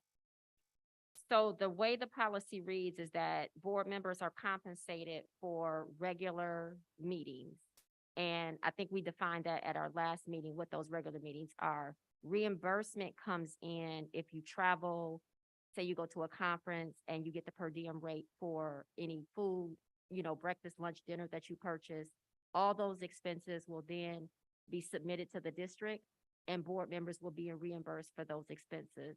I know what a lot of the conferences with MASB, Ms. Haynes has been, but I know sometimes board members might have to incur out-of-pocket costs, but typically lodging is already covered and registration fees are covered. And sometimes, depending on the conference, their meals are already included.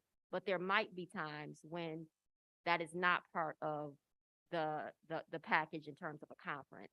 And so in that case, board members keep their receipts, they submit those to the district, and then they get reimbursed for those expenses and any travel expenses that incur. So if we drive to Lansing for MASB conference, all mileage expenses are reimbursed. And then our regular Board of Education meetings and our subcommittee meetings are all compensated up to I believe, I don't have the policy in front of me. It is up to 15 a year, I want to say. Right. So the meetings, I believe we're allowed up to 52 meetings. 52. So Thank with you. the current, I with said the current 15. policy, I guess my question again, or clarification, is when we're specifically talking about WASB work, because that is more on a countywide basis and there's advocacy work being done that specifically affects YCS. And if we have typically, I guess my concern is for any board member that is participating in that role to represent the district, if we have a meeting that is virtual, there is, how this policy read, there is no and or either. How the current policy reads is that we have up to 52 meetings that fit in the current qualification of what justifies a meeting. We can get reimbursed. So you can't submit a reimbursement for travel and the meeting, but you can get reimbursed for just attending a meeting or just specifically travel. We don't even get reimbursed for travel to come to this meeting. We just, get reimbursed for the meeting if we submit paperwork. So right now, how this new policy reads, there's no and or if we are doing WASB work. It's so if I have a virtual meeting, I don't get reimbursed for that time. No.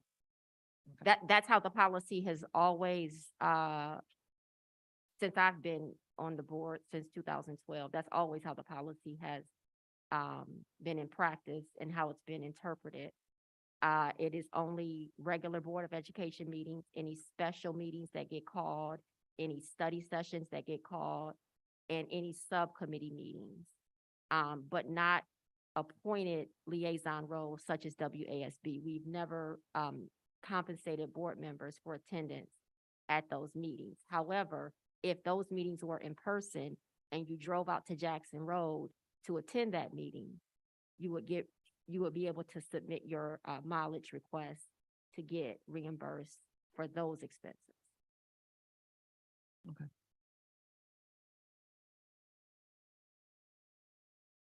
Policy Chair Schindler, is there anything you would want to add to that?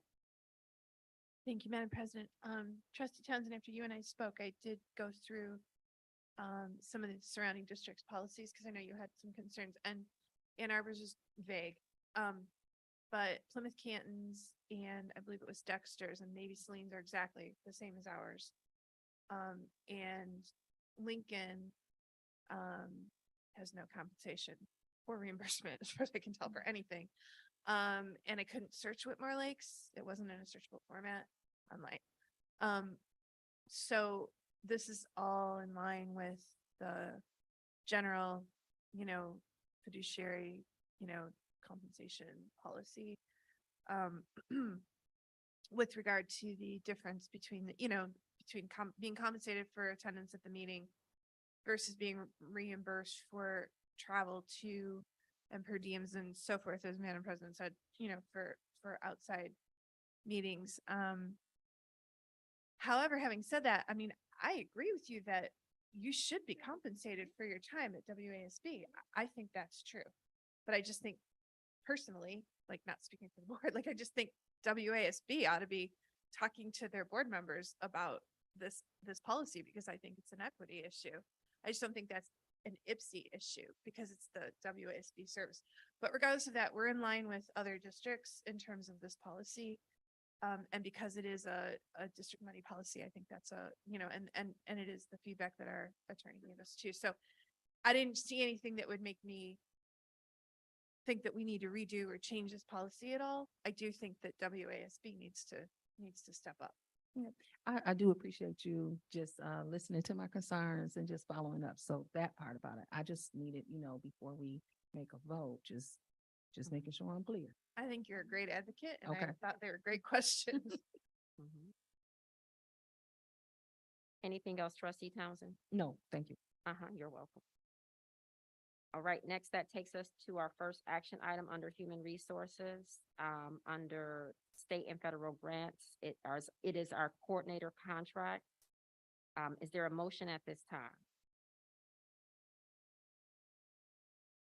Madam President, Vice President Lee, move that the Board of Education approve the state and federal grants coordinator contract of Barbara Boone with the commencement date of May 8th, 2023.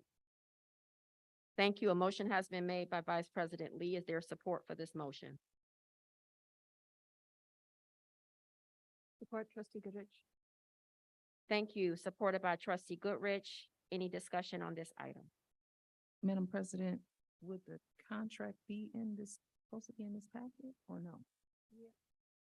There should be an in the executive. Oh, okay, Fine. never mind. I think I just missed. Never mind. Thank you. Any other board questions or comments? Could we possibly get an introduction from administration? Dr. Zachary Ross? Yes. Yes. Ms. McCarty? Thank you.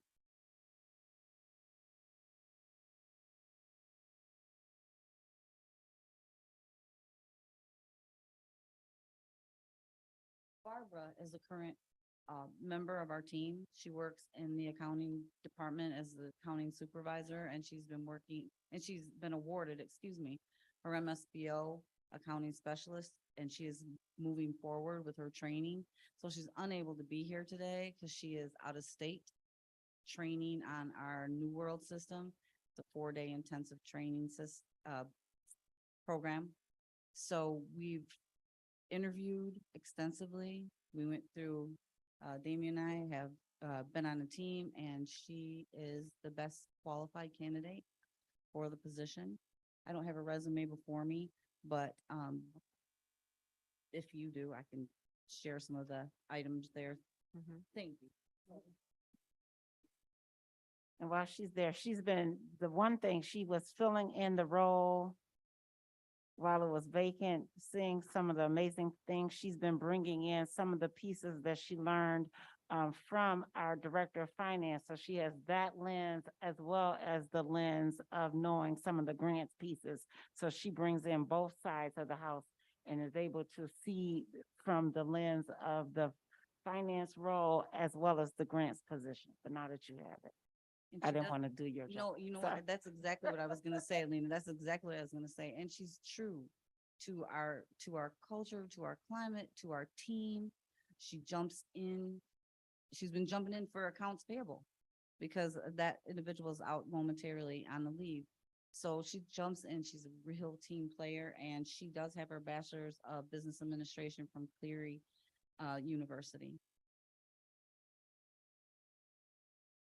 And maybe we can have her come in the June meeting. Any other Any- questions? Is there anything else that I should add? Because she is fabulous. Any board questions or comments? I just make a comment. I appreciate that we are looking at our own team members and building opportunity for growth. Because I think that adds to the longevity of, team and family and things like that. So thank you very much. Absolutely, absolutely. I am so passionate about this placement, so thank you very much. Thank you, Ms. McCarty. So a motion was made by Vice President Lee, supported by Trustee Goodrich. All those in favor? Aye. Those opposed? Motion carries. Please share our congratulations to Ms. Barbara Boone on her transfer appointment to this new position. Next, we have the adoption of the Neola Policy Updates, Volume 37, Number 1. Is there a motion at this time? Madam President, I move that the Board of Education adopt the Neola policy updates as presented, volume 37, number 1, September 2022. Thank you. A motion has been made by Trustee Fields. Is there support for this motion? Trustee Schindler, support. Thank you. Supported by Trustee Schindler. All those in favor? Aye. Those opposed? Motion carries. Next, that takes us to item 11, which is the Washtenaw ISD, WISD budget resolution and support for the budget. Is there a motion at this time? Trustee Townsend, move that the Board of Education adopts the WISD budget resolution. Thank you. A motion has been made by Trustee Townsend. Is there support for this motion? Support trustee Goodrich. Thank you. Supported by Trustee Goodrich. Any discussion on this item?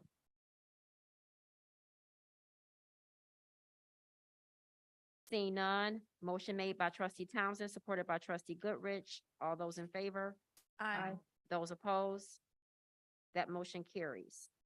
Next, that takes us to the adoption of a resolution to consider designation of electoral representative for the WISD June 5th biennial election.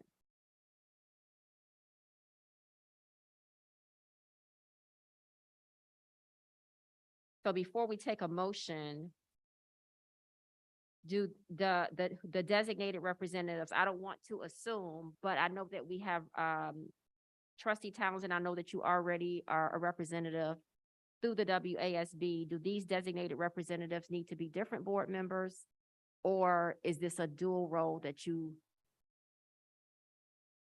can hold?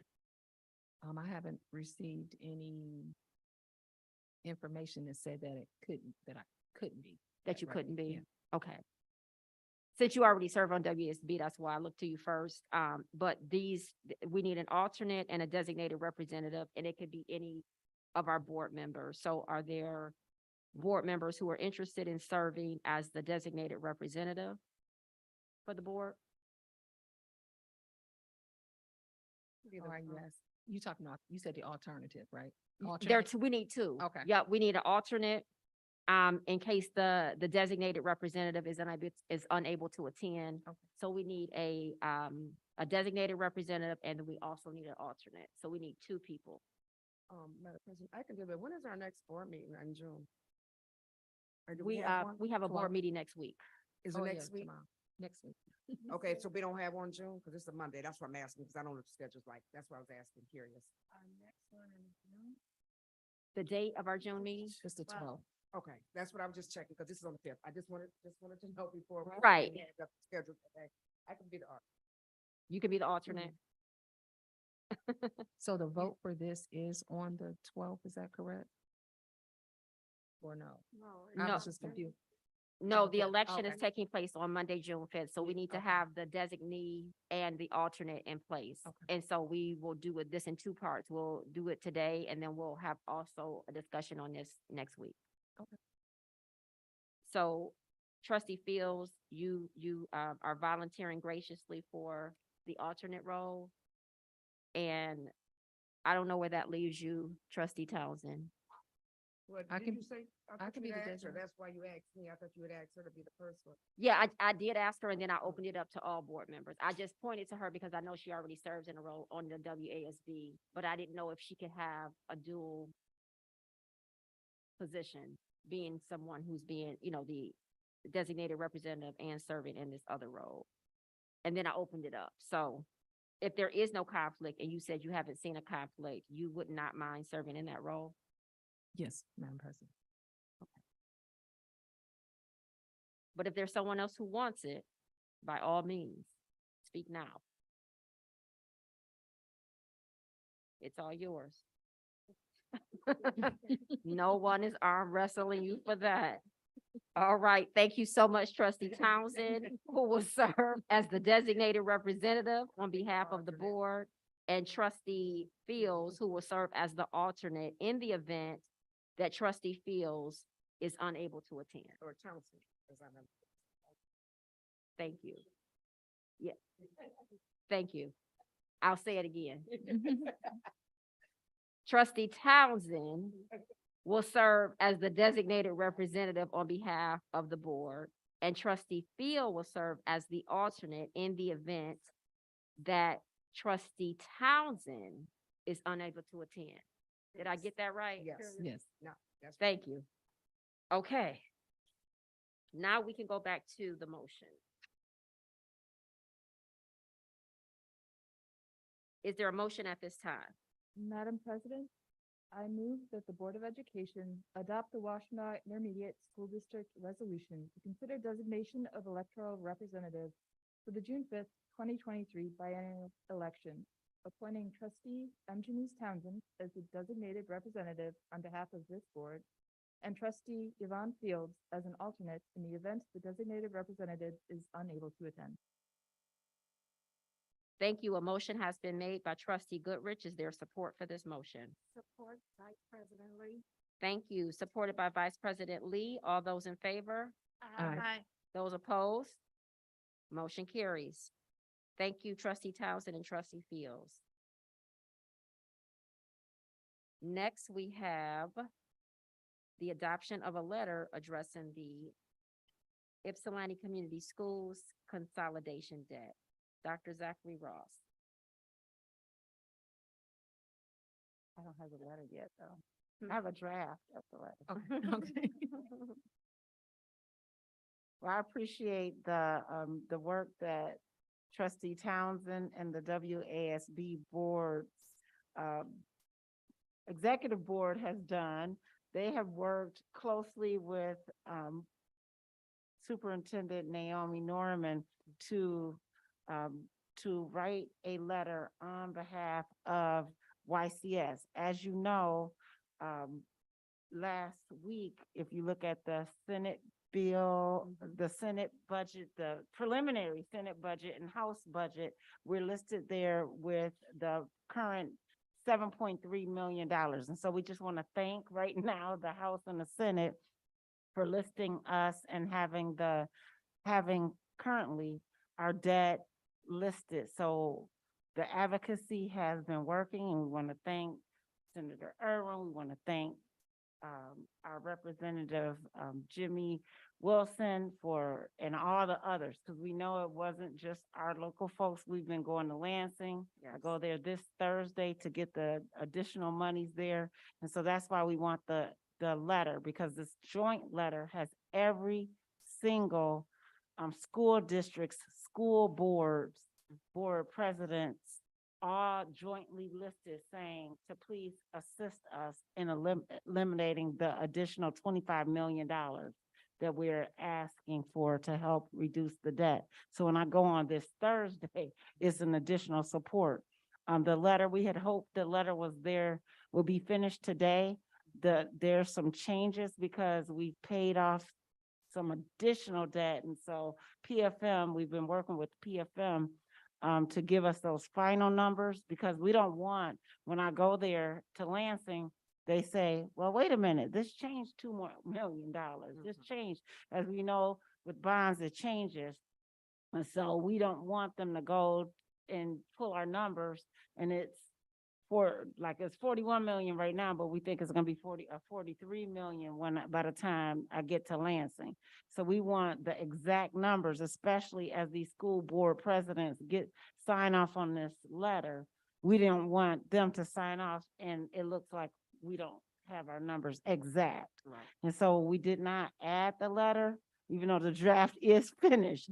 And the timing part is off. We had our board meeting first, but the ISD's board meeting is tomorrow. So you don't have the draft in here, but we know, we said our board, our board person is here who championed this work. And so we said, our board can trust us. We're here and the draft is coming off, but we wanted to lead the charge and ask that this board support it first. Naomi Norman is taking it to her ISD board, but the WASB supported this work and our trustee sent you the information as the WASB executive board voted on it and passed it. The draft is in writing. It will be finished as PFM sends us the numbers tomorrow. So it will be finished before the WISD board gets it tomorrow. They will get yours will be voted on first though. Yours will be voted on first. The WISD's board will get it second tomorrow.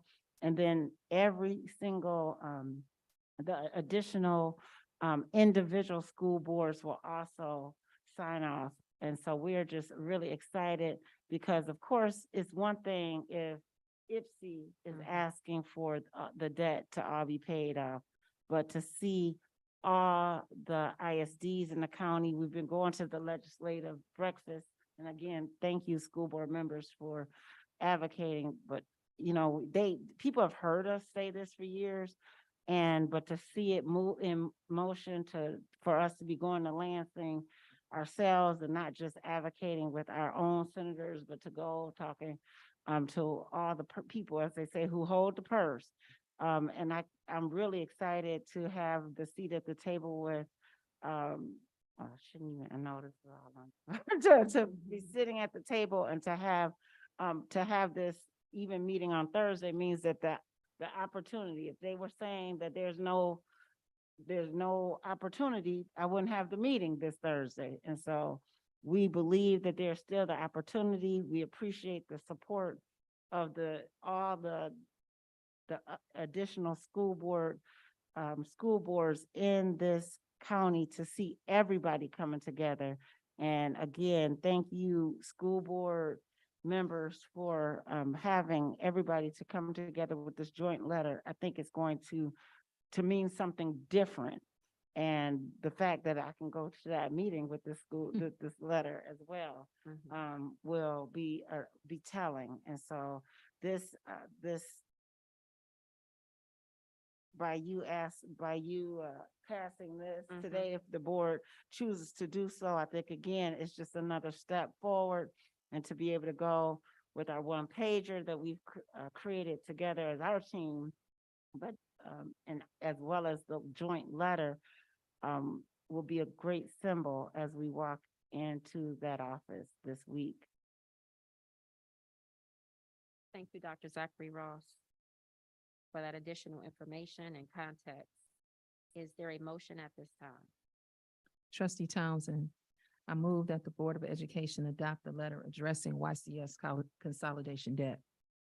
Thank you. A motion has been made by Trustee Townsend. Is there support for this motion? Trustee Fields, I support. Supported by Trustee Fields. All those in favor? Aye. Those opposed? Motion carries.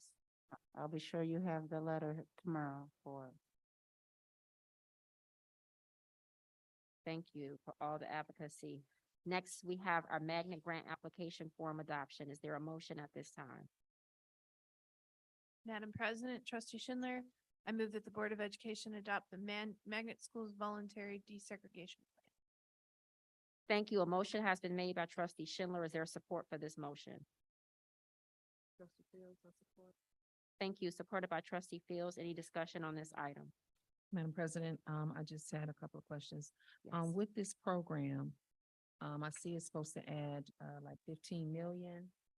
That money will be allocated to the 4 schools listed for Ford Homes, the middle school and the high school.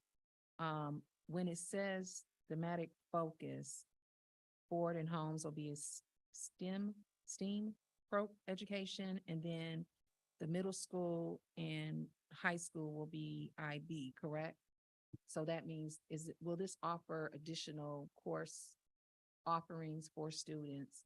Okay, and then, there was any kid that lives in the YCS district, cause it says something about, they would have what is it? It's similar to WISE, like an application process, but kids that actually live in the district, they would get first priority, correct? Yeah, so it's just like WISE, we're applying to the state, kind of like we have our TSL grant. And if we get it, they want to see systemic wide. So we already have WISE, so it would make that system wide. And we already have our STEM middle college, it would just make that system wide. So within our programs, it'll make those opportunities more choice for our students. So then when parents are looking for choices, that's where that equity comes in, where we're offering in different schools, similar options, correct? Yeah. Okay. It's a grant, so it's not guaranteed yet. So we're applying, but he's looking at, yes, we are. We're applying. And so this will give for the PD, all those off, because we know those are expensive programs to run. And so people would apply within those schools for there to be options. So within the high school, just like we have STEM middle colleges, be another option, like dual enrollment and all those other options. Madam President? Yes, Vice President Lee. Okay, following what trustee Townsend was saying. So, are you saying that it would be on a lottery for the students to get in? And they won't use the academic. Right, Or- like WISE, yeah. Like what? So how will they choose and pick what student would be able to get in? Just like WISE, we do either a number, like right now, we just put a number them and put them in, do a ball. We actually literally draw it out. Like we throw in balls, we have numbers. And we do right now we do, if they are, we do the applications, if your sibling, we do about a state thing. So sibling first, Okay. and then, I forgot the Oh, sibling. just the Sibling rest first, that. if they have a staff member's child, sibling, a sibling who's already attending school there. I can't remember. We have a criteria. Okay. But yeah, and then finally, if they don't go to school in the district. Okay. But it's like, the state kind of already has some of those conditions. But it's not like you have to have a certain grade point average and all of that. We do it the equity base. And it's not like there's a number of spots just for Ipsy, and then the rest is for other districts or anything like that? No. We try not to, because we're not trying to just grab more kids outside. We're trying to, right now, the goal is just to give some more options within the school district. Okay. Pathways. Yeah, thank you, more pathways. We know it'll likely draw students. Magnet, when you hear magnet, it draws people, because even within our administrative team, people are like, I want to go, I want my grandchild to come back to it. Right. So it does bring people back to your district. I know. And we want it for Ipsy. Yeah, Right. absolutely. Okay. All right. It gives them professional development. other board questions? Did that answer your question, Vice President Lee? Yes, thank you. Other board questions? So a motion was made by trustee Schindler, supported by trustee Fields. All those in favor? Aye. Those opposed? Motion carries. Next, that takes us to the adoption of a resolution to designate a representative for the Asbestos Hazard Emergency Response Act. Is there a motion at this time? Trustee Townsend, I move that the Board of Education adopt a resolution to appoint a representative for the Asbestos Hazard Emergency Response Act, making Aaron Rose the designee. Thank you. A motion has been made by trustee Townsend. Is there support for this motion? Support, President Lee. A motion was made by trustee Townsend, supported by Vice President Lee. All those in favor? Aye. Aye. Those opposed? Motion carries. That takes us now to our second public comment portion for this evening. Ms. Haynes, are there any public comment cards that have come in?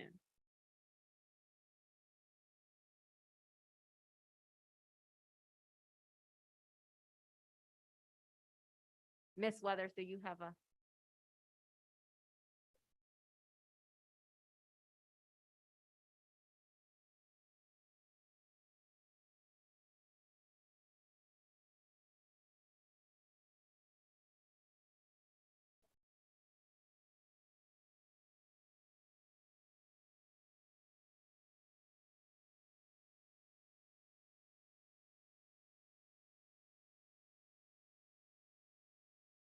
Thank you. Next, that takes us to our Board of Education Subcommittee reports. Are there any subcommittee reports at this time?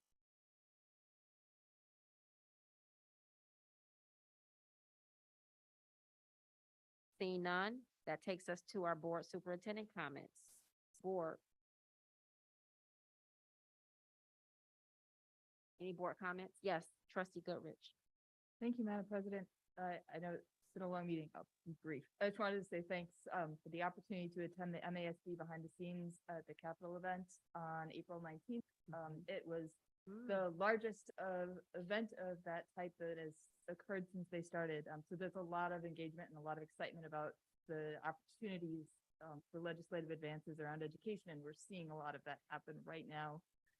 It was awesome to have the opportunity to interact with leadership on both the House and Senate side on the education committees, and just to see how much of the work that our superintendent and others in our community have been able to do to advocate for our districts.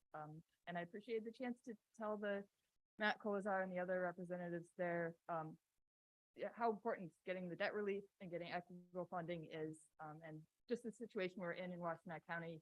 And I apologize to my colleagues there, but we have the hardest working teachers. They should get pay that's commensurate with that. Yes.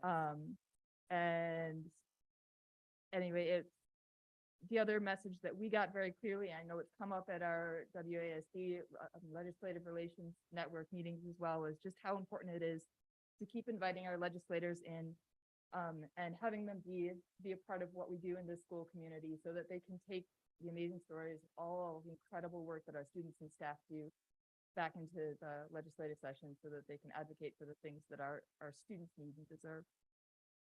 That's all. Thank you. Thank you. Other board comments? Madam President, I just wanted to, again, publicly give congratulations to all of our high school seniors from both ACE and Ypsilanti Community High School. Those that have been inducted into the National Honor Society, and then also on Decision Day. I'm very proud of our students that they not only do they advocate for the district, but they're advocating for themselves in regarding and taking intentional steps to get their education paid for and to just apply for so many different universities and also the different skill trades. I'm just super proud of our students and I'm really excited for graduation. Also want to publicly thank the WASB and the executive team for and WISD for really pushing and advocating as a team, and for all of the district administration team and the board, parents, students who are actively out here talking to legislators about our debt and how it is time for us to move forward. I want to say kudos to Perry School and their reading program. It was very well attended by the parents. The National Literacy Council, I'm pretty sure I'm messing up the name. They provided food and also gave ways to, talked about ways to increase literacy. And then last but not least, the community violence intervention team. I want to say kudos to them on an excellent program. Our very own Sharissa Allen was part of planning that, and well, one of the major staples of planning that. Of course, Dr. Hawkins is also on that team. It was a very, very well attended program, excellent speakers, and I'm very hopeful that our community is moving forward and taking gun violence very serious in this community. So thank you again for your commitment to serving the district. Thank you. Any other board comment? I just have a couple that came to mind. It was exciting to be able to participate and watch the Nap It at Night event that was held virtually. Also, last Wednesday, I had the opportunity to attend Legislative Day of Action in Lansing with the NAACP, the Divine Nine, and Jack and Jill.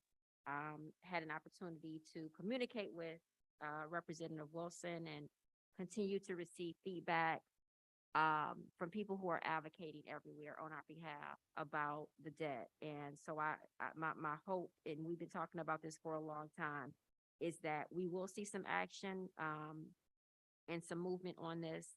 And I will be pleased if we can share this with our community, because the debt not only impacts our district, but it impacts our taxpayers. So, this is graduation season, so we have graduations coming up May 24th and 25th. The high school is the 25th. Yeah. And Y High's graduation is on the 24th. I will send a longer update to the board with just some dates just to keep on our radar. And I think those are all of the updates that I have at this time. Dr. Zachary Ross. Thank you, Madam President. And again, thank you all for lifting up some of those days that I was going to just congratulate our students today. The seal of biliteracy. It's just amazing to have so many students who just achieved that level of distinction from the Michigan Department of Education, the NHS induction last Friday, decision day and award ceremony. I can't not believe that this Friday, May 12th, is the senior clap out. Like, this is their last week. It's just amazing. So the CNA, the fifth grade STEM celebration is coming up Tuesday, May 16th. The CNA graduation is Thursday, May 18th. Our spring band concert is Thursday, May 18th at 6 p.m. Then prom is next Friday, May 19th at 7 p.m. And then, as you said, our commencement is Thursday, May 25th at 6 p.m. at the EMU Convocation Center. So things are just coming so quickly, and our scholars just are so well deserved, and it's coming just right around the corner. Again, thank you to everybody for the advocacy. We heard our teachers are so well deserving of the finances, so we're just continuing to advocate for those funds. So thank you to all those who continue to advocate. We're grateful for right now that 7.3 million that's right now in those both budgets. We're hoping for the additional, at least the additional $25 million. And everybody's been advocating for a long time. But and we're grateful for the 7.3 million. The additional 25 million will help us to get right where we need to be. We'll be happy if we get even some more, but the 25 million will take us there. Because as you heard, the teachers, we can do all those other things if we can pay them. Not just teachers, all of the staff. Let me be clear, because they'll be like, you were on there saying just to teach. All of the staff can be paid what they need to be paid, will make us very happy. And not only just the graduates, the Washtenaw Elementary Science Olympiad is this Saturday here in high school, all day, 8 a.m. to 8 p.m. And we cannot forget that this year, not only have we had it for all the other years, but this year, three of my 5 years here, 4 of my 5 years here, we had this year, the big Washtenaw County LaFontaine Teacher of the Year, Abigail Woodman, 9th grade math teacher at Ypsilanti Community High School, got the big car out in front. Congratulations to you for the LaFontaine Teacher of the Year. And we actually also had the 3rd place winner, Rebecca, I always say her, Schneckenberg, at Ford PLC kindergarten teacher. She got $500 for her classroom and flowers. So we had this year 2 of the LaFontaine Teachers of the Year. So congratulations to both of those Teachers of the Year. If you don't have something to do this Thursday at May 11th at 5:30, 826 Michigan they're featuring some of our 3rd grade students. They're going to share their work in front of an audience at the museum on Thursday evening. 40 of our students and families are already planning on attending. They are going to recognize one of our principals there. And there's going to be the address. They are at UMA, thank you, at 826 Michigan at YCS night at the museum. It is held at the University of Michigan Museum of Art at 525 South State Street, Ann Arbor, Michigan. There's dinner, there's gonna be pizza, and there's gonna be some veggies and fruit too, they said. The whole family. So they're gonna be there on this Thursday, 5:30 to 7:30. Parking is available at Thompson Street Parking Garage. So join us there.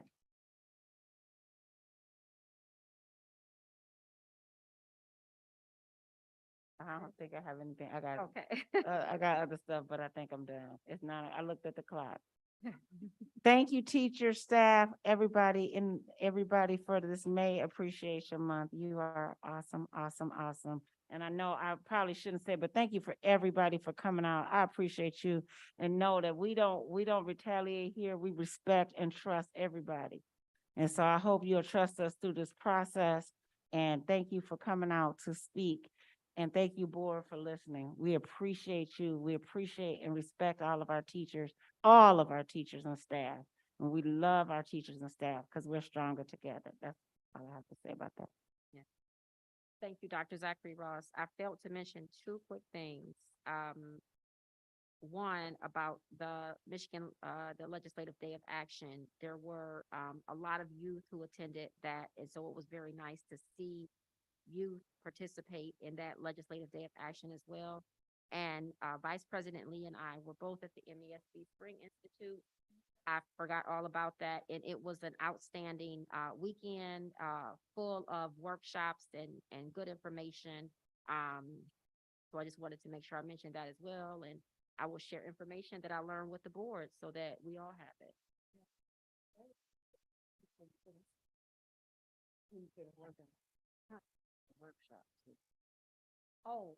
Next week? Next week, and just as a reminder, our board workshop on transportation, May 15th. Is that the date? That's why I want to Ms. Hayes? confirm. I feel like that's the date. Sorry, I wanted to confirm because people were talking about transportation. I'm sorry, Trustee Fields. The 15th or. Fields, I you- was talking to you. I interrupted you. I'm sorry. Oh, no, you okay? So that's, well, maybe we can decide now so that we can confirm the date. Yes, please. Let's.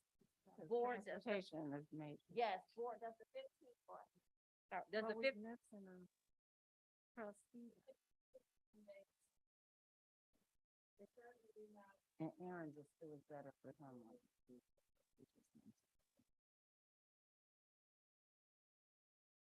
Would the 15th or is the board, I can't do have any preferences for the 15th or the 16th? Would either day work? Are we still doing something back to back though, Monday and Tuesday? That's a lot. No, we're just doing one day. That's what I'm saying. That's why I didn't make a decision. Oh, no, we're trying to decide if it's gonna be the 15th or the 16th. No, there was two things on the calendar, either the 15 days back to back. That's what I'm saying. She knows what I'm saying, so I'm like. We have wait a minute. small groups. Well, we do only have one board meeting a month now.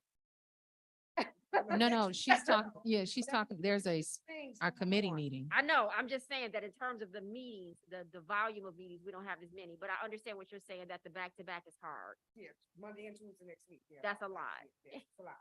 Okay, I mean, but don't cancel because of me though. So if you want to do something. just well, do no, it. we have to do transportation, we just have to decide as a board what date we want. I can't make either day or graduation. Sorry. Okay.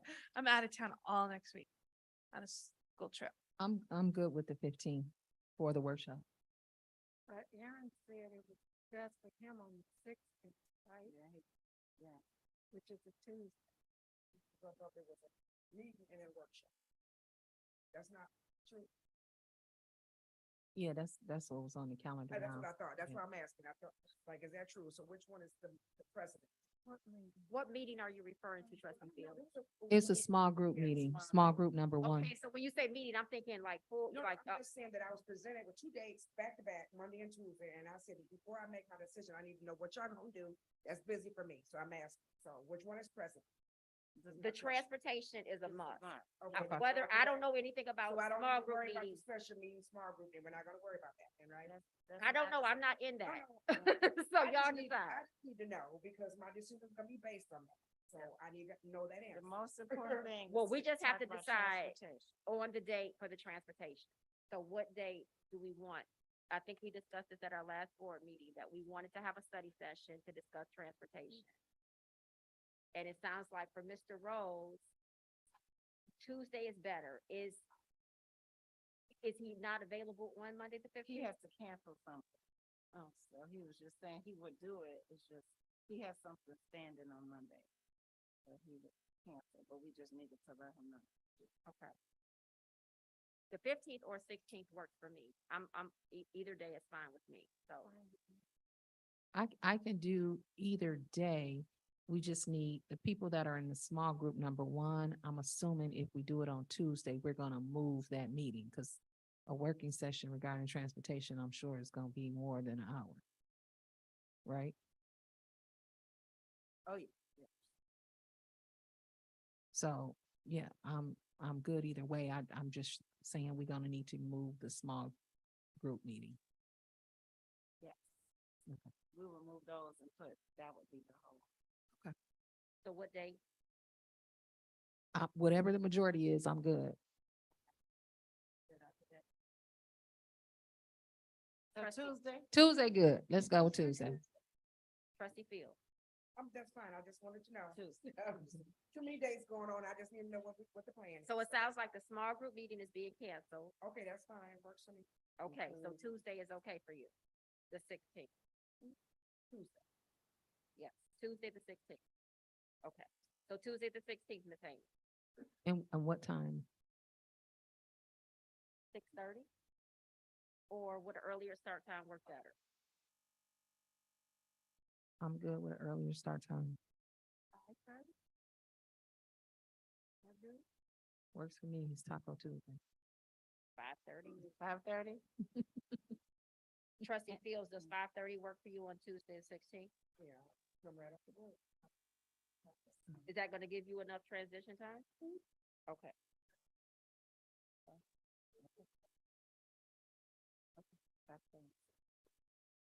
Okay, so 5:30, transportation study session. Tuesday, May 16th. Thank you. Thank you. I just wanted to confirm. Okay, all right, we're all set with that.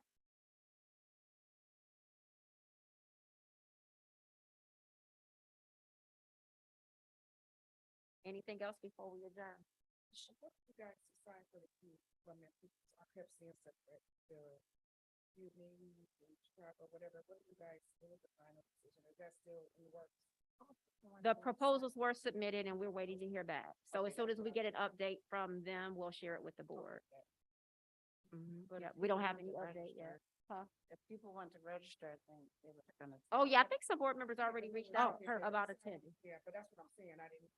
I've been reading everything, but I didn't know. So you register on it? Is it too late? You can Let reach, Julie you can know reach if you out to wanna Ms. Haynes to, register. okay. Has the registration deadline passed? Yeah. Oh, okay. May Oh, 10th. okay. So you got plenty of time to register if you're interested. And Ms. Haynes, I know will graciously take care of any board member who wants to attend the CUBE conference in Chicago. I believe it's October or November. Oh, September. September. Yep, September. Yep. So we submitted the proposals. We'll see what they say, and we'll go from there. Anything else? Nothing else? All right, we are adjourned at 9:14 PM.